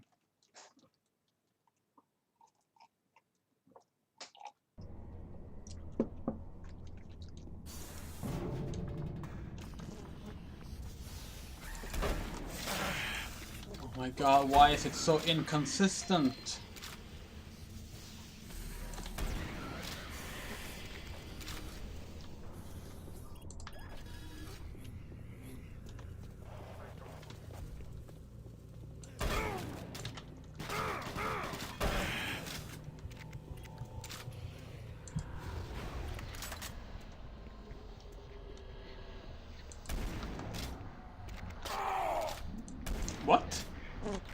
What even hit me there?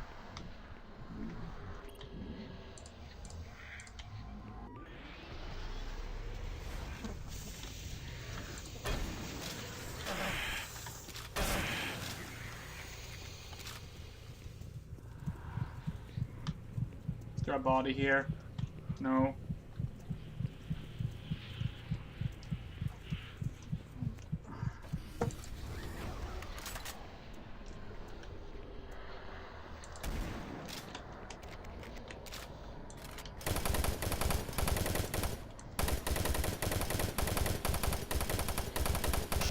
Oh, it's a burning barrel.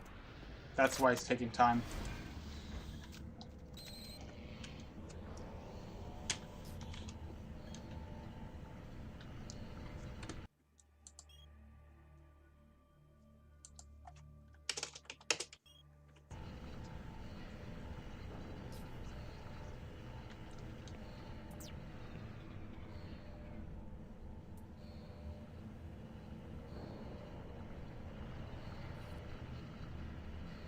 Oh.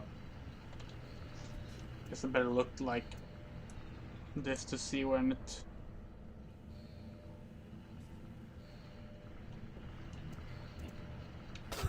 Oh, great. Wonderful. Thank you. Yes.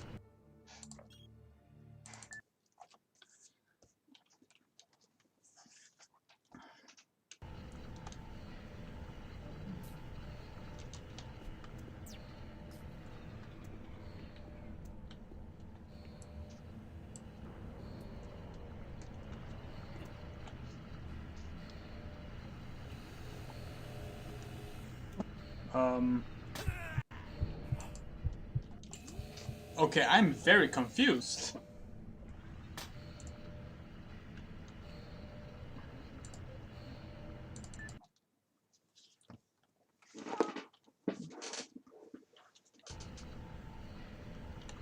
Like, what exactly does it want me to do?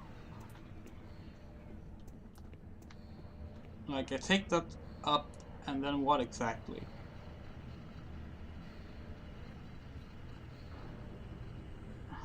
I get, like, there I get crushed and die.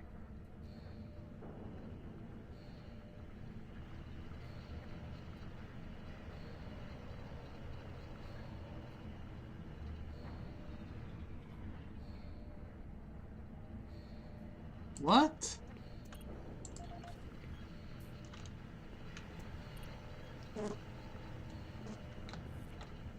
I don't understand.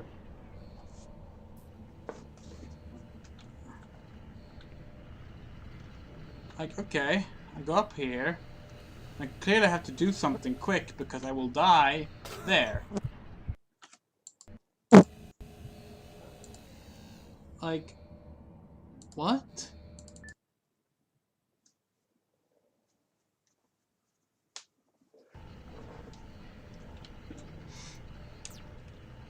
Like, do I have to slow down time? Is that it? Am I missing something? I can only do when I slow down time? Let's see if that's it. Boom. Okay. Let's look carefully. Oh, I can just walk off here. Fair enough.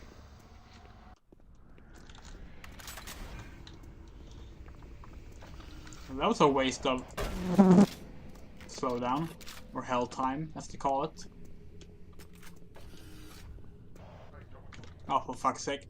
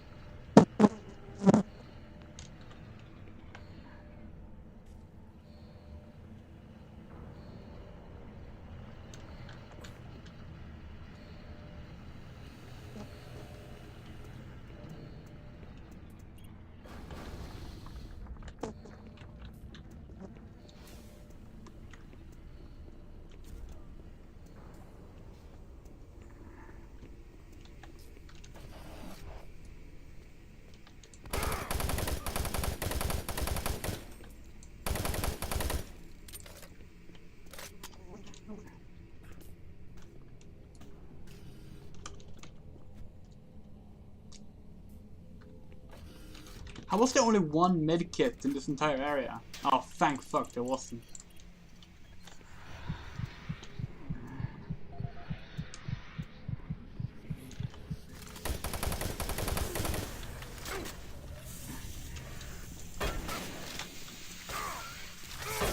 Oh, come on, I'm cornered again.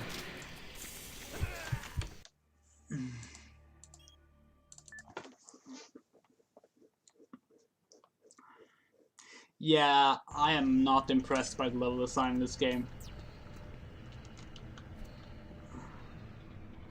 Look, it does remind me a bit of Doom Eternal, funnily enough.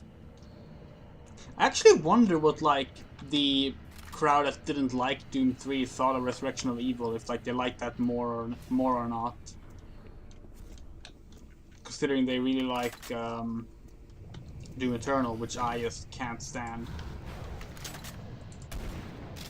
Oh well, I like parts of it. Parts of it are actually really good.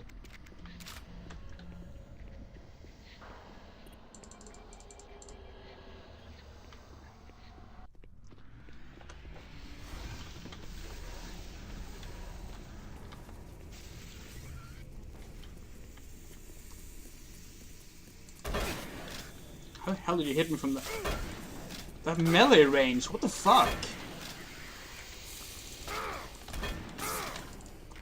God, the dope barrel shotgun is useless. Much like Doom Eternal. Yeah, going back to regular shotgun. Problem is, every time I click to get my regular shotgun, it will switch to the double barrel shotgun because it prioritizes that one. Because I guess you're supposed to want to use it, but I don't.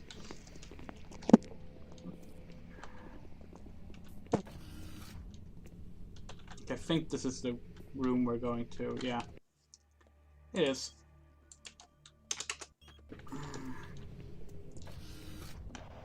Well, forgot about that one.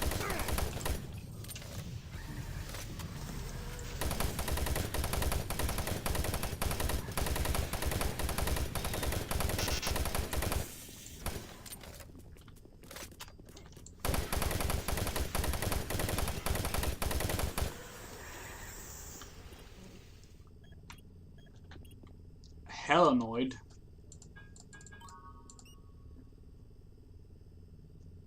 Oh. It's like Arkanoid. Or Breakout. Oh wow.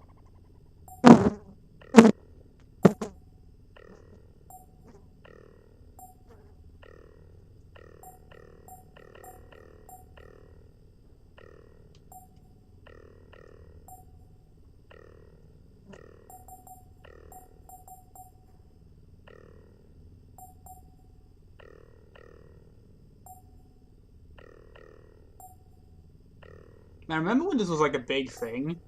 Not Breakout, I mean, like first-person shooters having like interactive arcade units to play games on.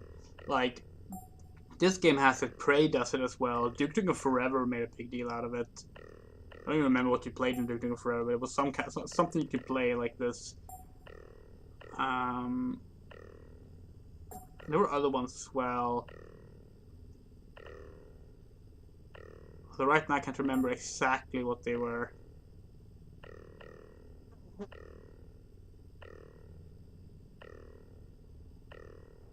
this is interesting. So I'm gonna have to do like a bounce like that. There we go.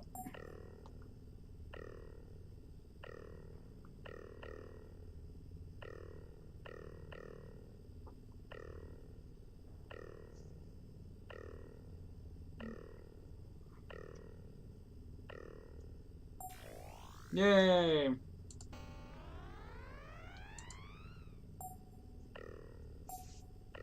Yeah, I'm bored.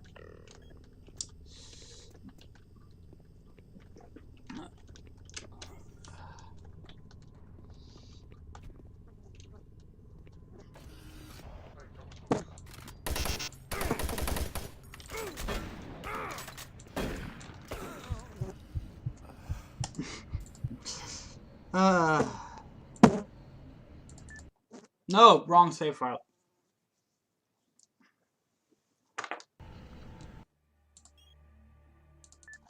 Go away, flies!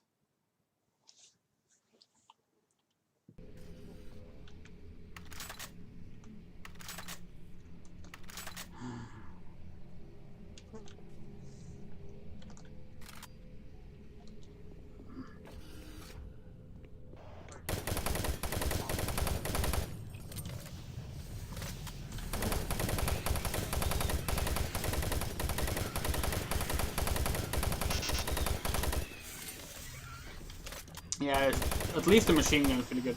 I mean, I like the regular shotgun. It's just that it has a very big spread. But I like how fast it is. I'm getting tired.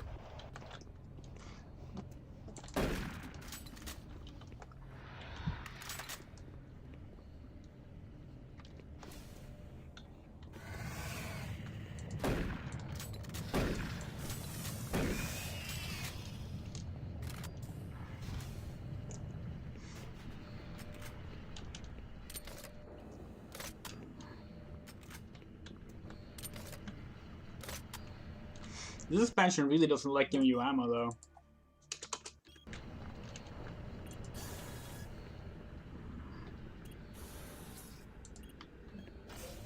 Like, with the exception of, like, later weapons, ammo was not really something we had a problem with in Doom 3. It was a problem in Doom Eternal, a lot, because you can't carry anything. Like, in Doom Eternal, the issue with ammo was because, like, the maximum limit of your ammo is, like, nothing. So you just can't carry ammo. Whereas in Doom 3, you just get ammo everywhere. And then in this game, you don't get ammo anywhere.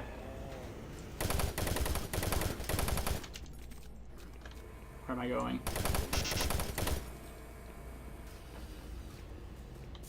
Ah!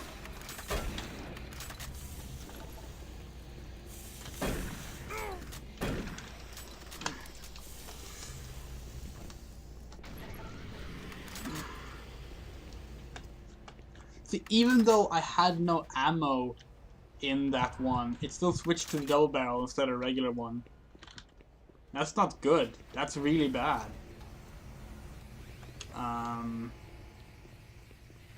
That's the kind of thing that would like could like instantly become your death because the game decided no, you should want this one, even though you don't.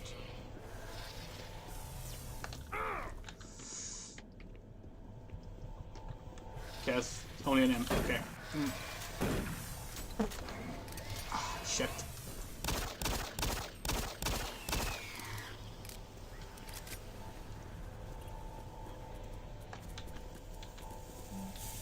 Oh fuck this. Okay, okay, fine, got it.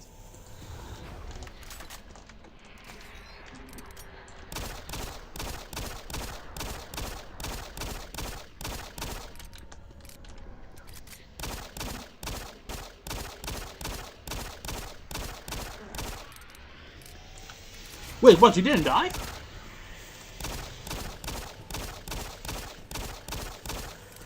Ugh.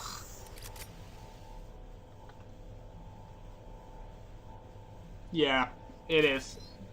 I need to use the grabber more. The grabber is really good.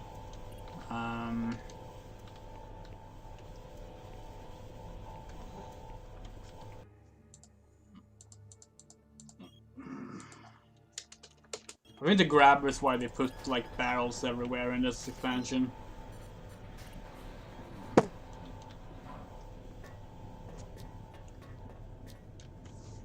Oh.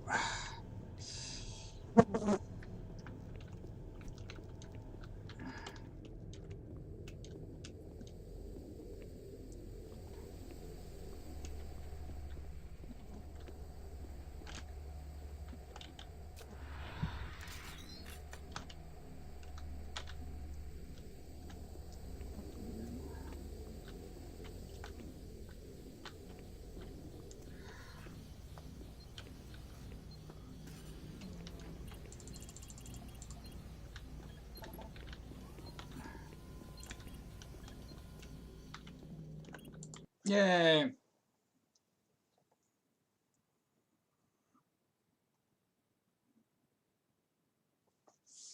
What if Gordon Freeman and Max Payne kissed?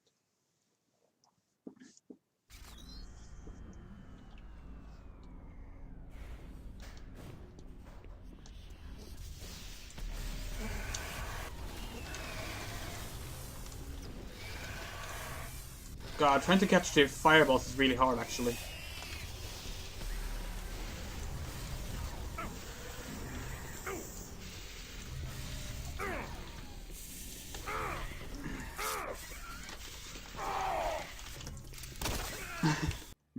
Yeah, okay.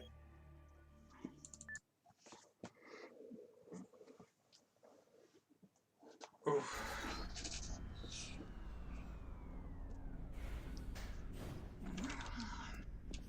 Let's try this again. Boom. Boom.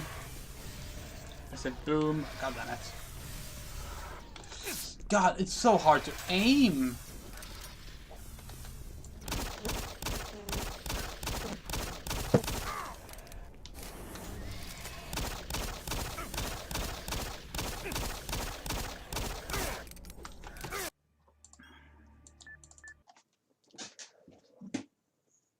Like, it's fucking impossible to aim with the grabber, because like it distorts their view.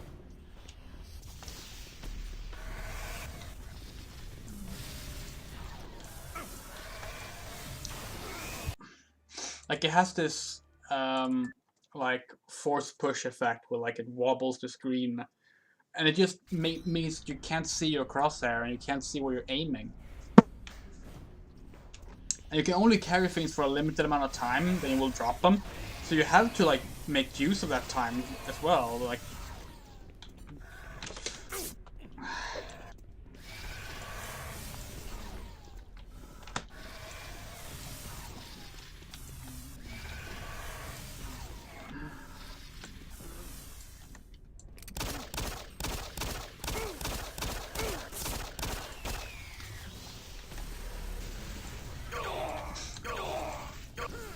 yeah, that was me trying to pick those plasma balls up, by the way.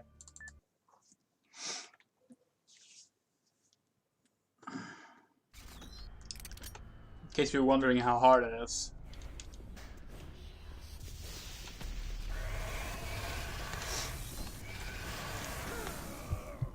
Are you kidding me? So when the imp hits the yellow barrels, they will explode instantly. But when I do it, they have to start burning and wait first.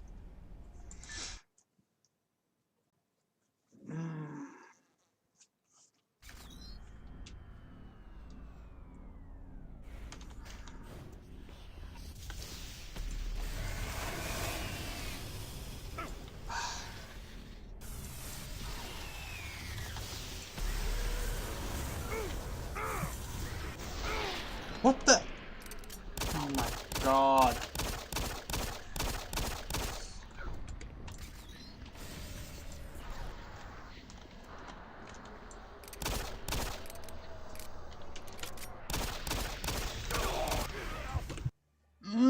This is so bad. Like, it's clearly not well balanced.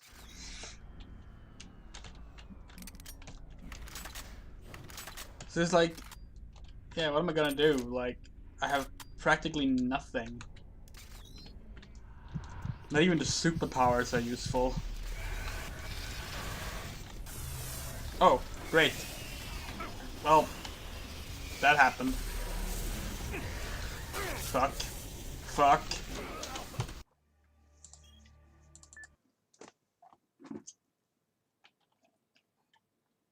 Oh, it's much less useful. Because the Half-Life 2 gravity gun was designed as a weapon from the start and had about 4 years of development to making it work.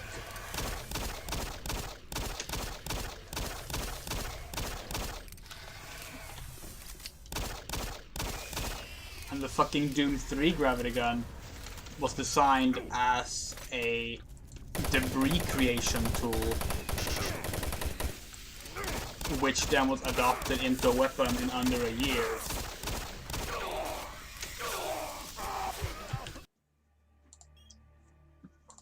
So nothing in this expansion is polished. It's just cobbled together. It's not very good. It's like, I'm not sure how to approach this in the best way, because like no matter what you do,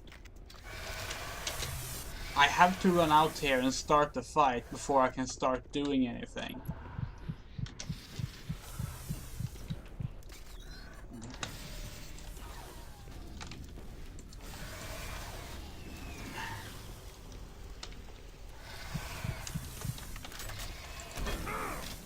It just flies through my arms again. Like, boom. There we go. I start that. I reload. Run there, run there. Run there. Fuck. Run there. Is that it? Is that everyone? Yes. Good. Fucking flies!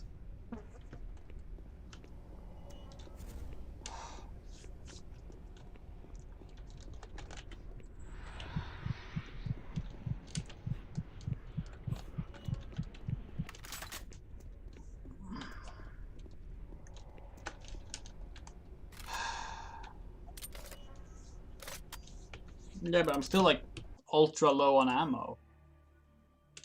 Because the game wants me to use the gravity gun.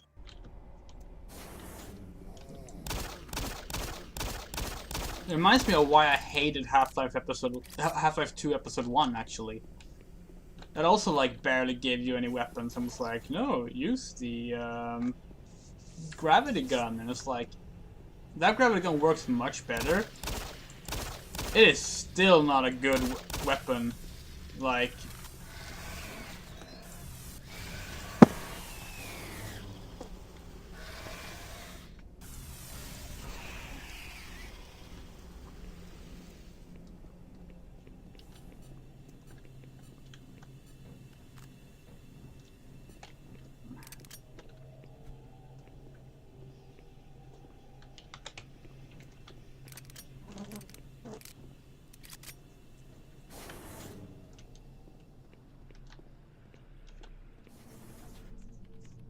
it's been a while since the cutscene. Frankly, I don't know if our systems can handle too many more of these power surges. We're working with old equipment here. If I don't have the primitive soon, it'll be too late. See? Told you he'd make it. Oh, speak of the devil. Your Marine has the primitive. Let's get the computer started on the translation. Damn! Another surge. Still there? Dr. Cloud, are you there? It's working. It's all here. Amazing. Everything is right here. The invasion, the demons, it's all exactly the same as the ancient writings. Dr. McNeil, our assumptions were correct. The artifact is a weapon of unbelievable power. That explains Betruger's obsession with the ancient civilization. Yes, but it looks like there's more to all of this than we had thought. The ancients write of 3 unstoppable beasts, horrific and powerful demons they called the Hunters. Apparently a reference to their protection of the artifact. I'll contact you when I know more. Good luck. I'll be in the Phobos labs. This is starting to make some sense. Not only is the artifact a source of great power, it's also a gateway. One-way portal from hell to our dimension. I need to gather more information here, but Dr. McNeil is an expert on the ancient civilization. You must get the artifact to her if we're going to understand how to destroy it. Take the key to the armory. We may need some extra firepower.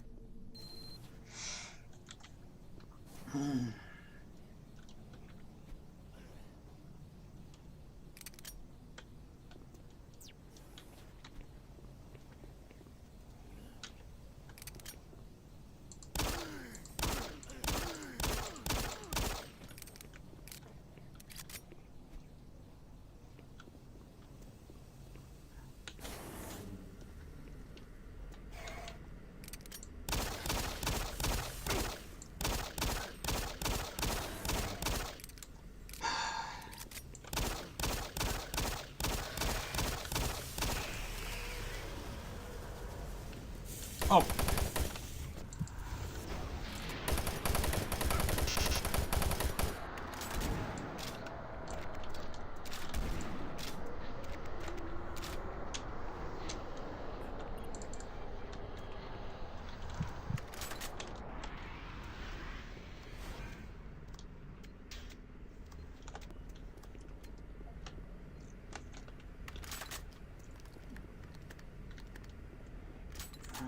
Okay.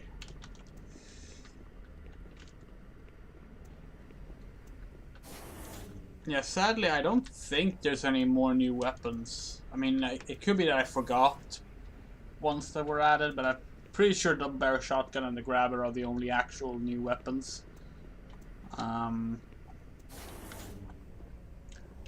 Which is a bit of a disappointment.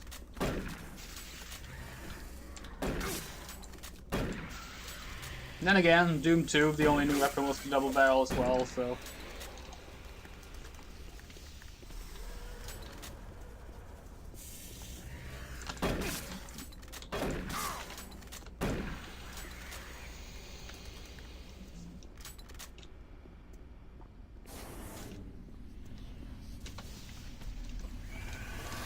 I like, by the way, that they refer to, like, these 3 unstoppable hunters. We've already killed one. By just throwing a random thing that was in the environment at it.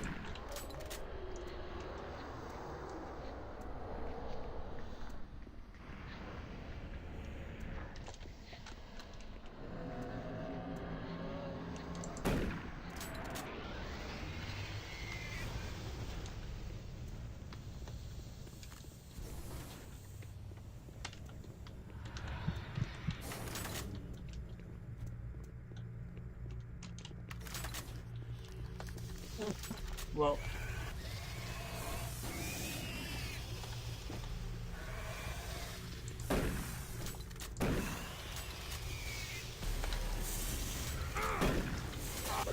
Oh, great, wonderful, yes, of course.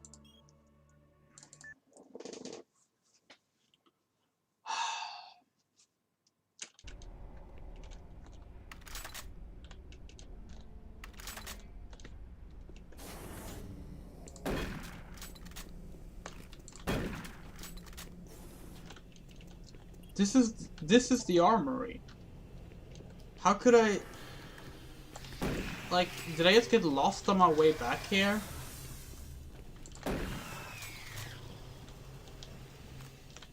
Because I feel like I should have gotten back to it quicker than I did. Yeah, like...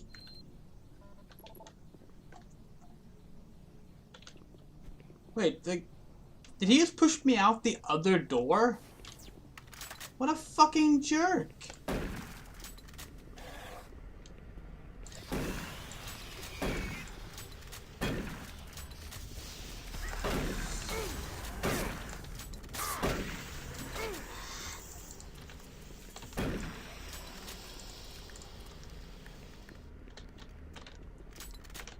It's no wonder it takes longer then.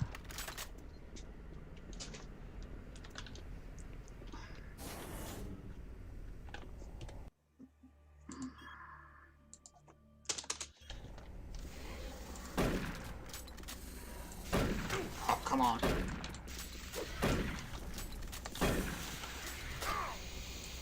God, this game has...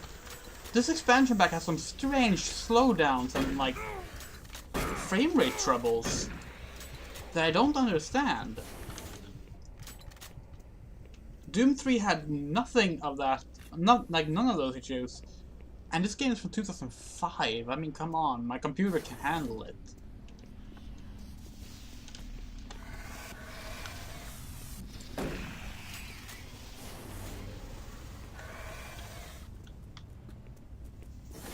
Well, so I realized I can't actually tell the, it's probably because I haven't played this as much, but I can't tell the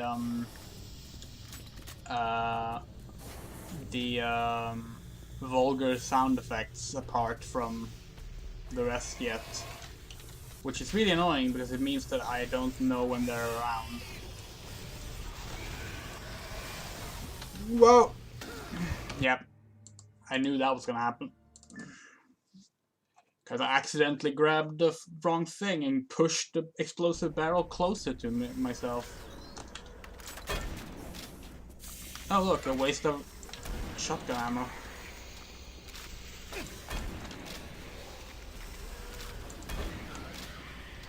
Yeah, it slows down here each time. I'm not sure what makes this part, like why the game would struggle with this part. Like, it's not particularly, like, impressive. What the fuck? There was 3 of them? Ah.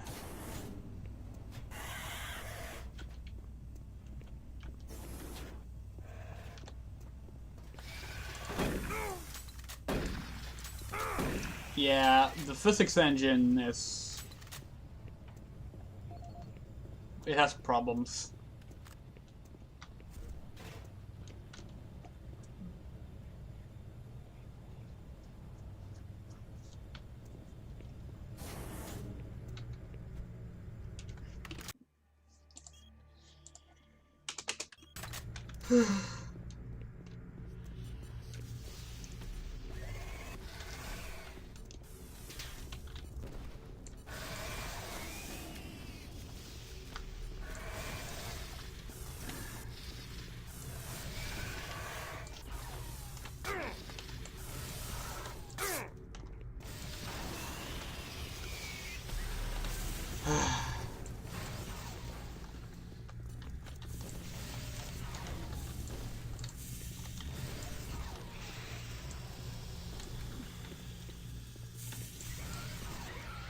Well, come on.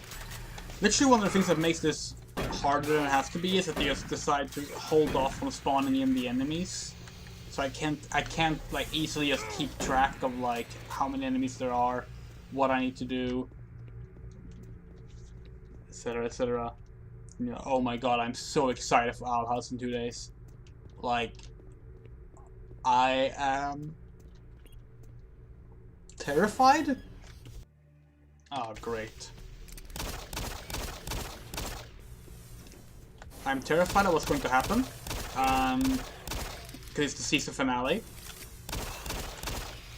But I am incredibly excited. I have not been this excited for a season finale in a while. But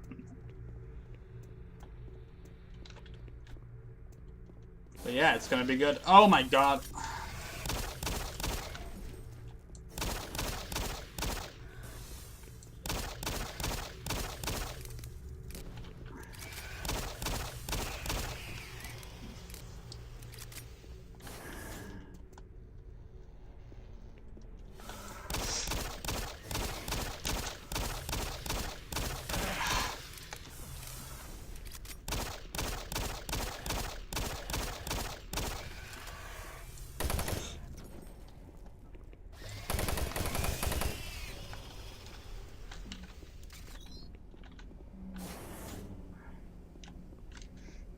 I wouldn't be surprised if this expansion pack was made like notably harder because of complaints that Doom 3 was too easy.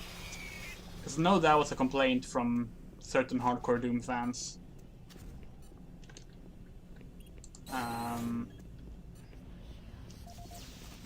It might be where it's so poorly...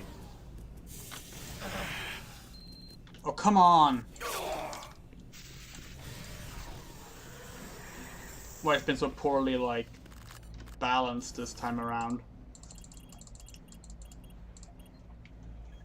Where's the extra firepower? You can't promise me extra firepower and not give me a new weapon. Like, come on. What's a plasma rifle or something? That's disappointing.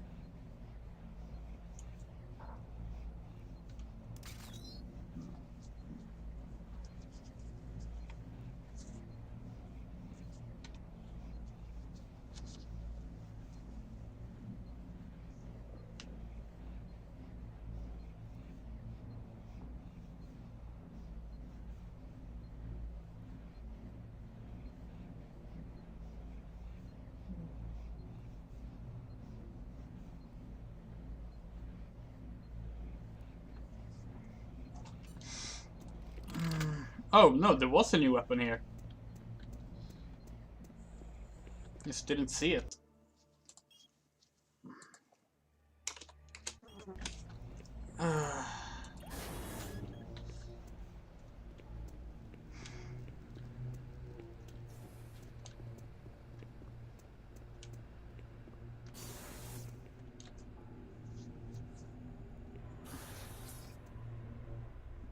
God, that helmet is so ugly.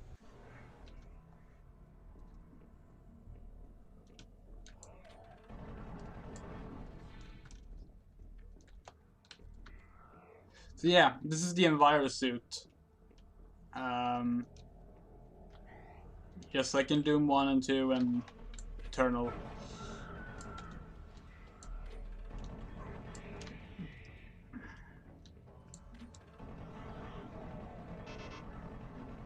It essentially works the way that being outside worked in Doom 3.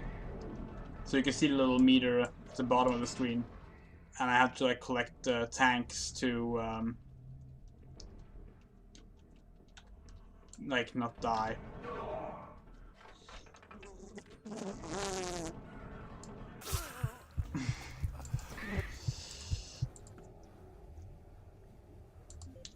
I ran off hoping I could find like, you know, health. Because, you know, there was a fucking Mancubi there. But, nope.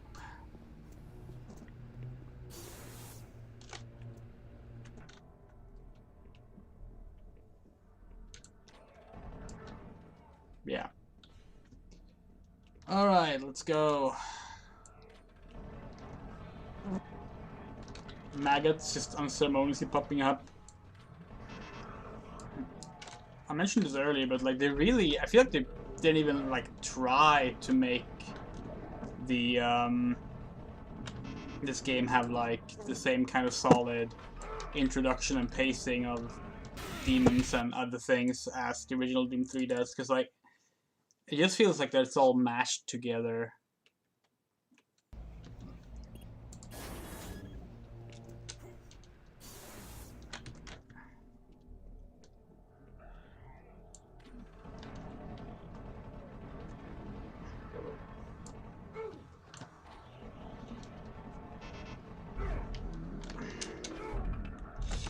I fucking hate how easy you get stuck on shit.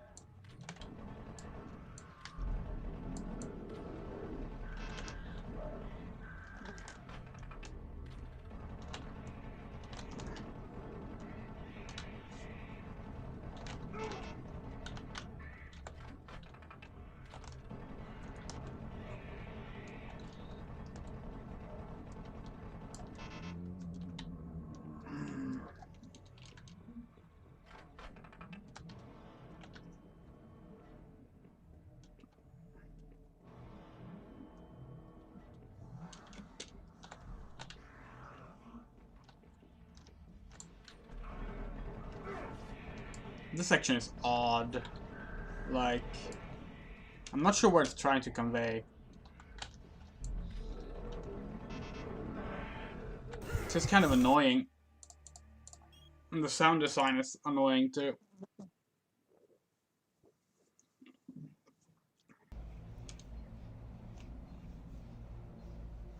Aw, nice. Cats are good.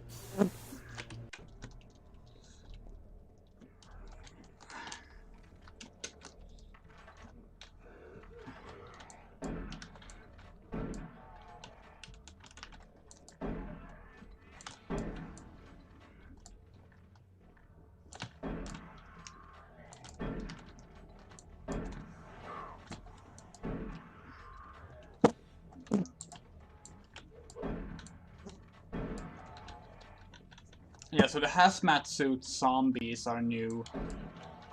And they drop Enviro tanks.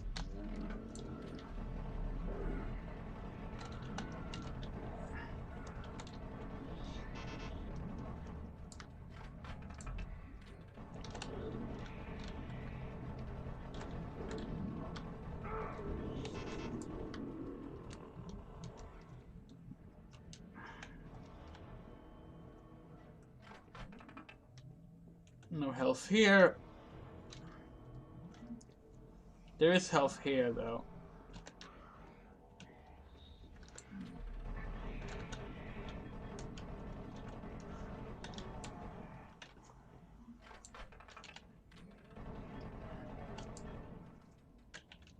There's gotta be more health here somewhere.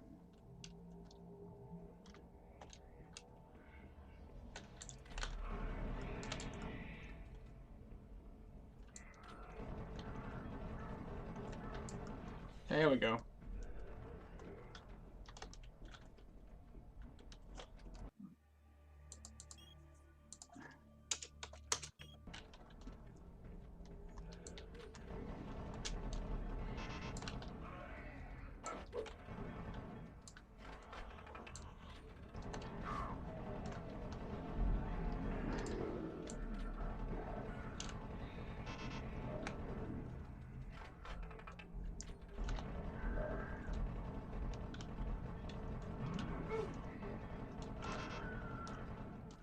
It is surprisingly hard to hit the cherubs.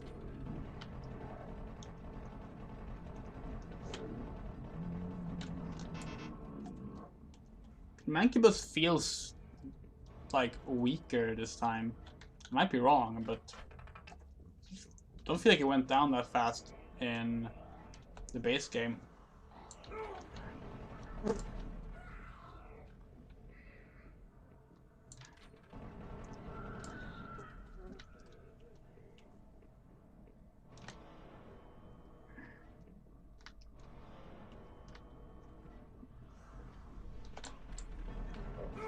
God, how long does this section go on for?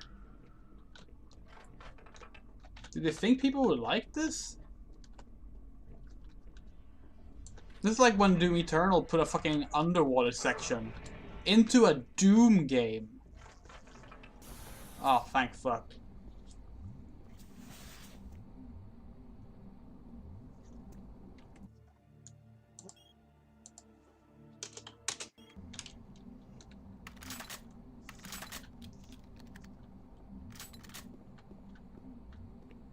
Such an ugly helmet.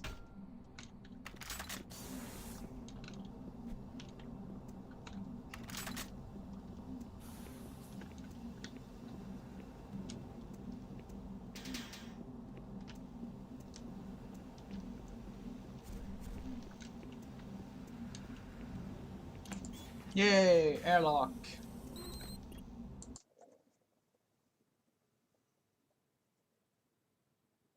No, we actually never wear a helmet in Doom 3 base game. In the E3 2002 alpha build, we do though. We put on the helmet at the start.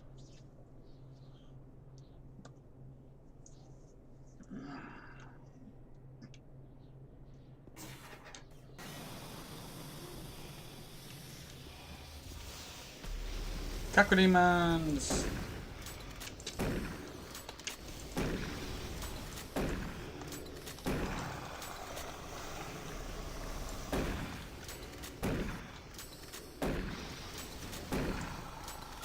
Gotta find oxygen. Is that oxygen? Nope, that's the rock. I'm gonna die.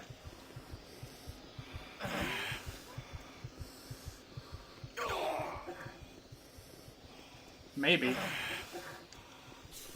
I made a huge deal with the helmet in 2016. I never really got. Because, like, honestly, when I think of, like, Doom Guy, I don't think of Doom Guy with the helmet. Especially not because, like, you know, on the cover of Doom 2, there's no helmet. The cover of PlayStation Doom, no helmet. Like, we've seen the Doom Guy without a helmet so much, and constantly on the heads-up display. I didn't realize people were that, like, enamored with specifically having the helmet. But I guess they were.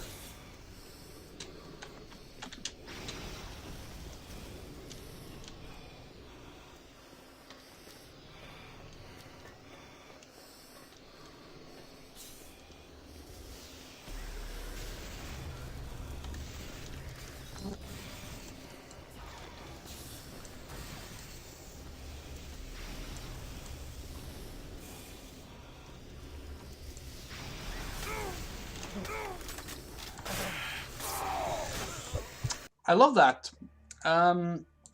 So I switched to the shotgun. The game decided, no, you wanted the double shotgun. I didn't. As a result, I stood there reloading as I got killed by Cacodemon.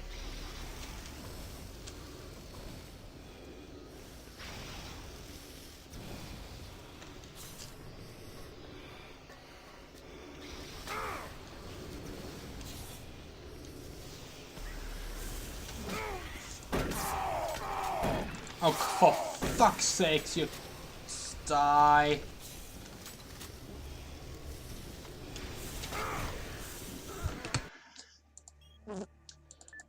Why the hell did they think we needed an extended fight sequence outside? After we just got through an area that was just like being outside. God, what was Nerve thinking?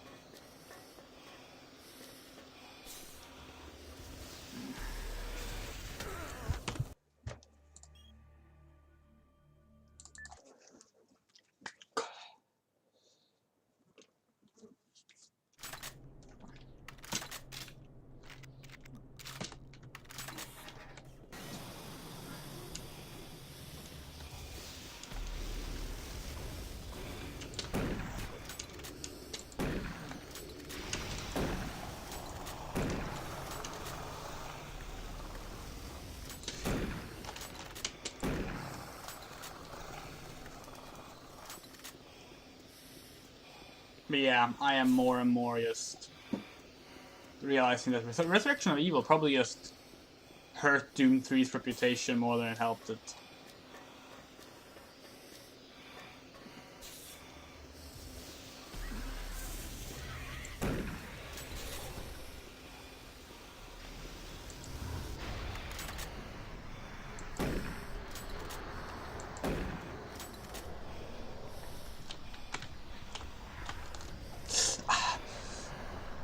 You have no idea what the fuck it's like to be surrounded by flies who insist on sticking to your skin when you have a fucking fear of insects, and I'm about to lose it over here. They just won't leave me alone. It's been the same flies for over a week now, and there's nothing here for them. Like, there's no food. Hey! You! Over here! These things have kept me alive. There are more bots around, but I've sent them into the tunnels.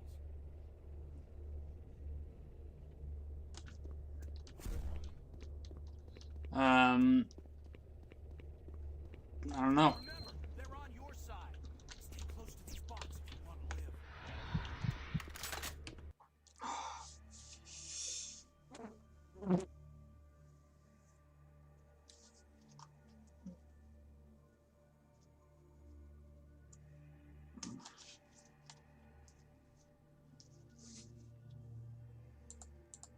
I mean, the thing is, like, people just want nothing to ever change. That's generally it. And I mean, to a degree, I'm guilty of the same thing. I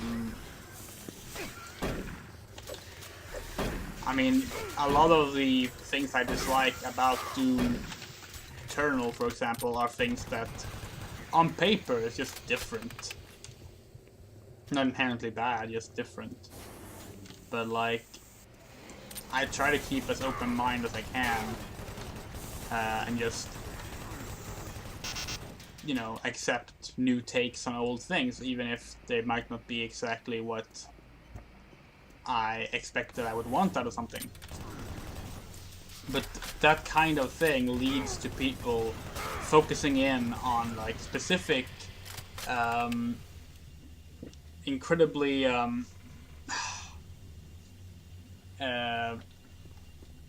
like,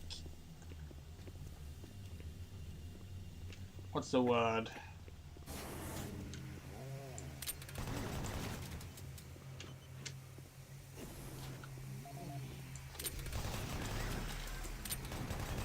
Shallow. People end up focusing on like shallow details, like oh, it's not a Doom game if it doesn't have the super shotgun. Oh, it's not a what other examples like that are there?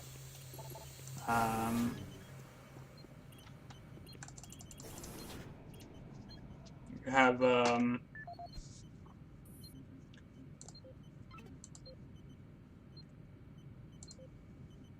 3, 4.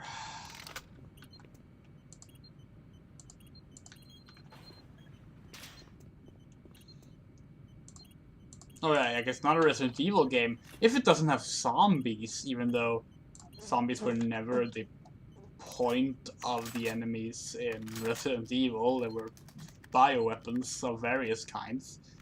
The zombies were like actually like the zombies were just like the byproduct. That wasn't even like what they were trying to make.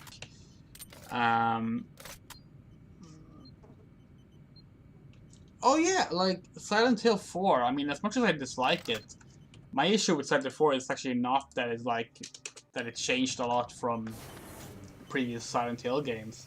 Hell, I mean, there's a reason I love Shattered Memories, and that game is fucking nothing like any other Silent Hill game. And I love Downpour as well. But like, you look at like how people reacted to like people may not remember this now, but like before Resident Evil 4 came out and turned out to be really good, people were really sour on the fact Resident Evil was, you know, throwing out its zombie horror roots and all these things. And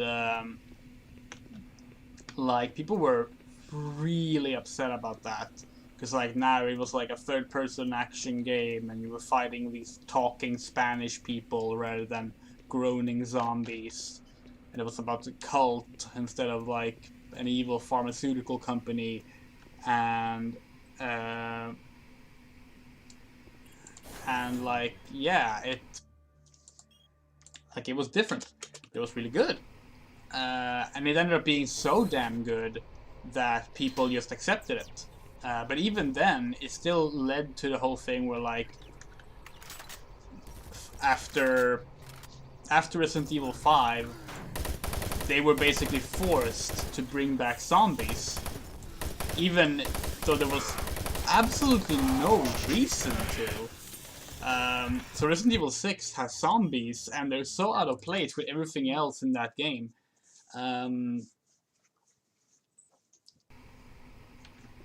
And like every major franchise is like this. The problem is that franchises have gotten so not homogenized. I mean, they have, but that's not the word I'm looking for. They've become so specifically designed to cater to its own brand, like sticking to what people like and not doing anything outside of it. That now, the moment a game is made with like that nostalgia factor going, that is good, companies go, okay, now we will never experiment again.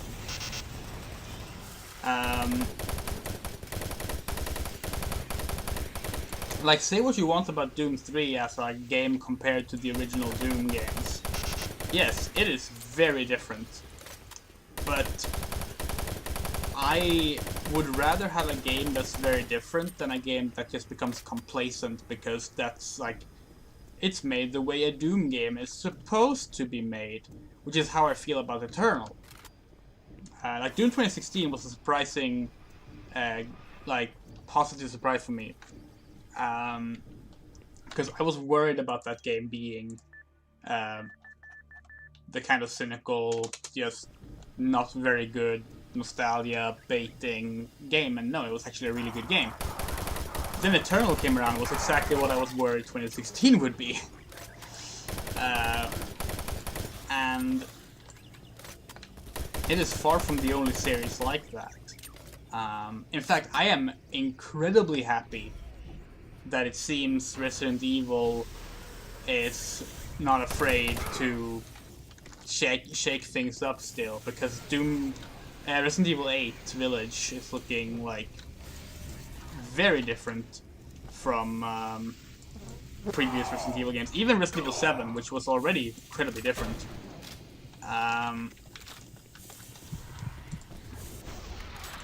So like, that makes me really excited, because I want to see new fresh ideas based on something I like. I don't just want to see the thing I like done over and over. Like, I've already seen that. It's fun to get like something nostalgic every so often, sure, but to only rely on it and to never dare to like think outside the box is not good. It's also how I feel about the Sonic series right now.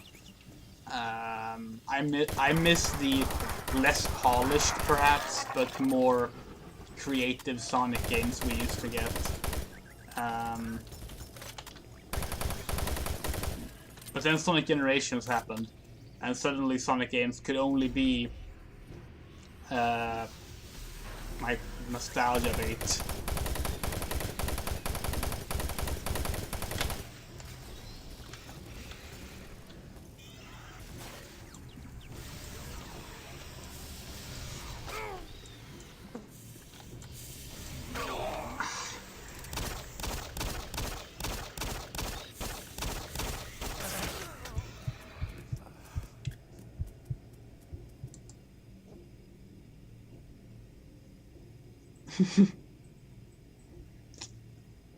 Yeah, Chris is apparently the villain this time. That's interesting. And Ethan from 7 is the main character again. And it seems to imply that the regenerative DNA thing that Ethan has following what happens in Resident Evil 7 is something Chris is interested in now.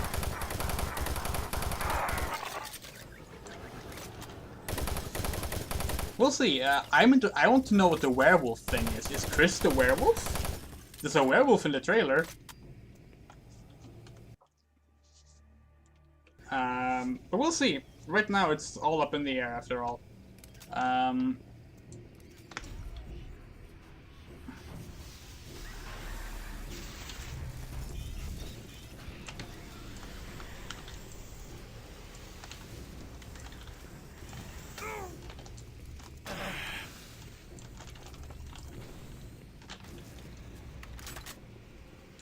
Not the smoothest way to get through, but at least I survived. Oh, fuck.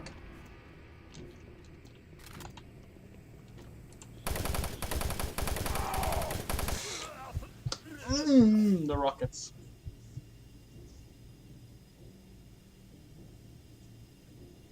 I mean, it happened. It wasn't too common. They were like... Because Resident Evil was more about, you know, the quick B-movie, jump scare kind of horror, while, like, Silent Hill fans were more about, you know, the psychological, slow-paced, atmospheric horror stuff. Like, there was obviously, like, fandom wars just based on popularity, of course, but it wasn't like... I wouldn't, like, compare it to, like, say, you know, Star Trek and Star Wars and stuff like that. I mean, it happened. There would sometimes be, like, those kind of fans, of course, but it was definitely not, like, the norm or anything. Sorry, I can't focus. There's too many flies, and I'm so fucking tired of how this game is handling enemy encounters. I wanted to think of more examples of like series that have gotten complacent after catering to nostalgia, because there are definitely more of them. For whatever reason, I am unable to think right now. Probably because I'm tired. What time is it actually? 4 a.m. Might be time to stop soon, actually.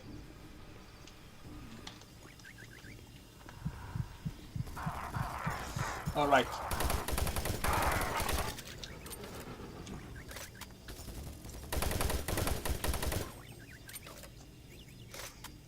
Well, it's not just that they're annoying, they're touchy. Like, they're really, really touchy. Like, they insist on getting on my skin. And I have a fear of insects. It's not as bad as my actual arachnophobia.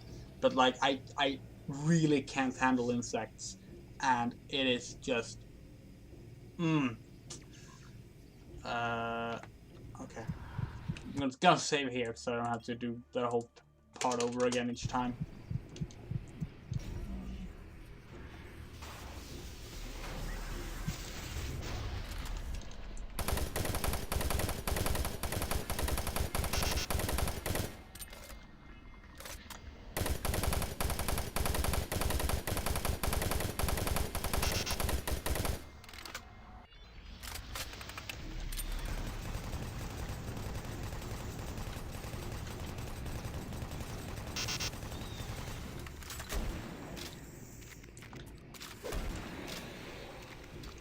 Now where's my sentry? How did my sentry die?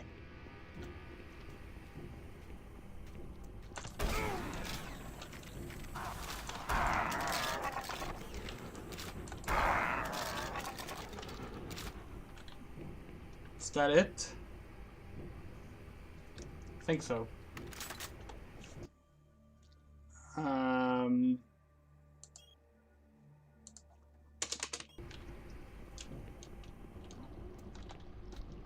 But yeah, okay, well, Doom, I feel is one of those franchises, because, like, I feel that now that they've done Doom 2016 and Doom Eternal, they are never, ever, at least not for as long as, like, Bethesda holds the IP, going to dare to actually, like, do something incredibly outlandish with it again.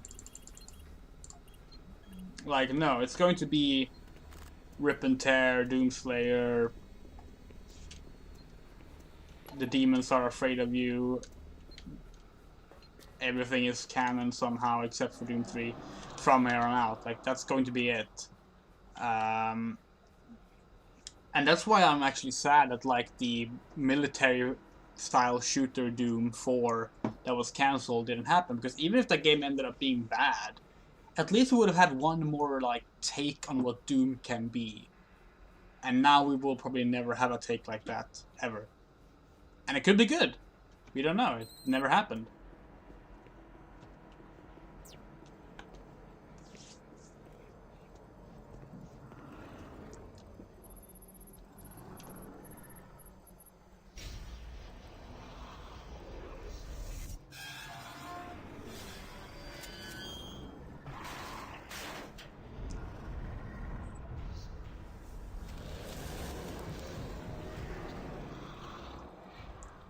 Man, you are ugly.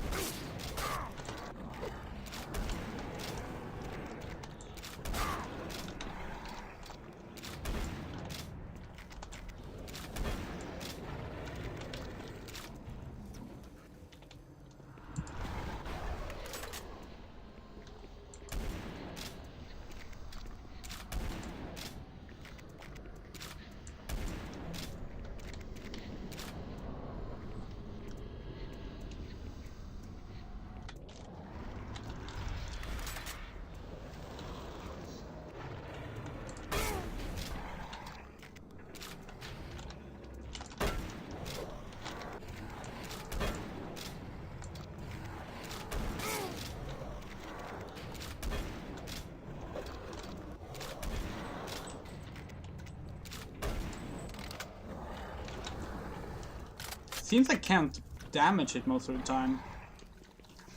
So yeah, this is the yeah, okay, so it's invulnerable when it's not glowing red. This is the second hunter.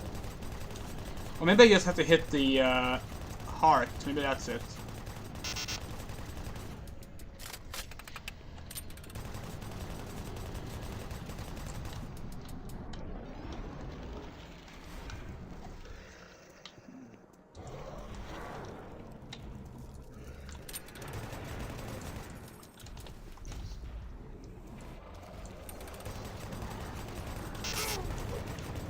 Yeah, that's it, definitely.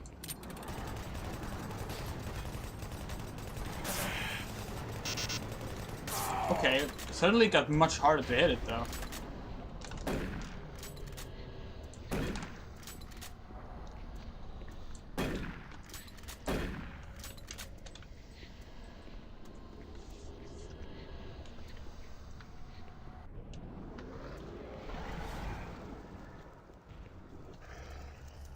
Oh, splash damage.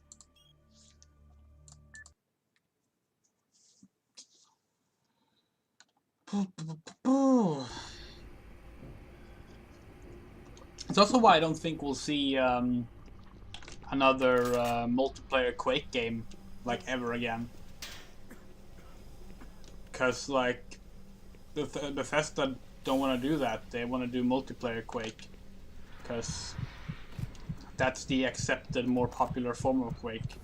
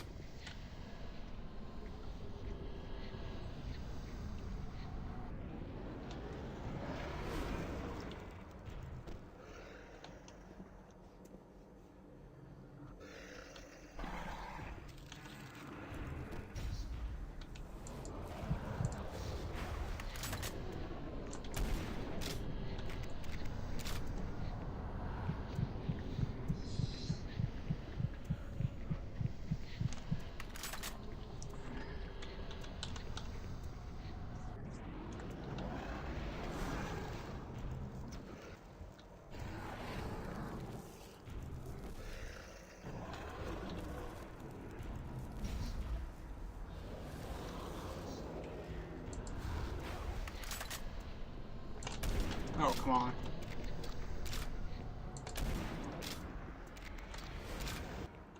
Dead.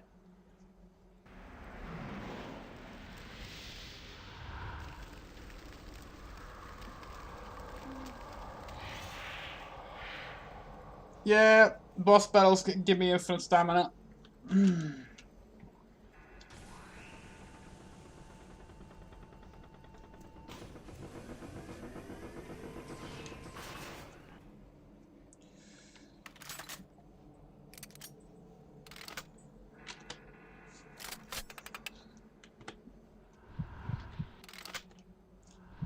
I don't remember how this works. How, like, I decide to do one power instead of another one.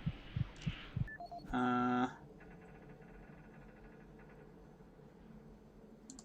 would hope that the game gives me a clue about that.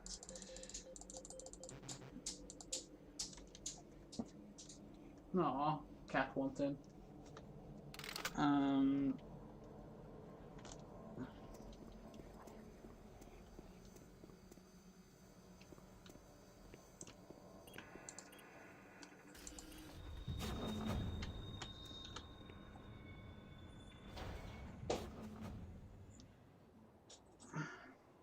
So, this confuses me. We're just heading to the Phobos labs.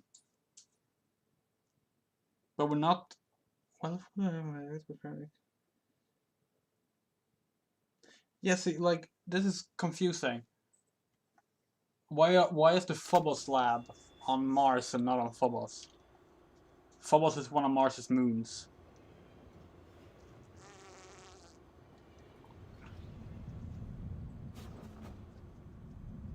Like in the original Doom, you were on Phobos and Deimos rather than Mars. But Not in this one. You're on. This one you're on. Oh, Marine? If you're hearing this, listen to me. You must get the artifact to Delta Labs by using the Phobos experimental teleporter near your position. I have the information from Dr. Cloud, and the only way to end this is to bring that teleporter online and transfer to Delta. The artifact can be destroyed by taking it over to... Are we supposed to be on Phobos? That might actually be it. But yeah, thank you for watching. We'll be quitting here for now. We're about halfway through, I believe, of Resurrection of Evil. It's much shorter, so we'll definitely finish this up. And let's hope this game doesn't crash on me when I try to exit this time.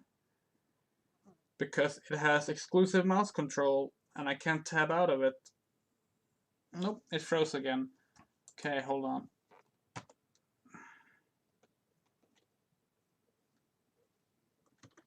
God, I love this. This is so much fun. There we go. I have to like force it to crash so that Windows will let me quit. But yeah, I'll see you on the next stream. It might be tomorrow, and we'll finish that up, and then we will do the Quake thing. Either Quake 2, Quake 4. I haven't decided yet, but we'll see.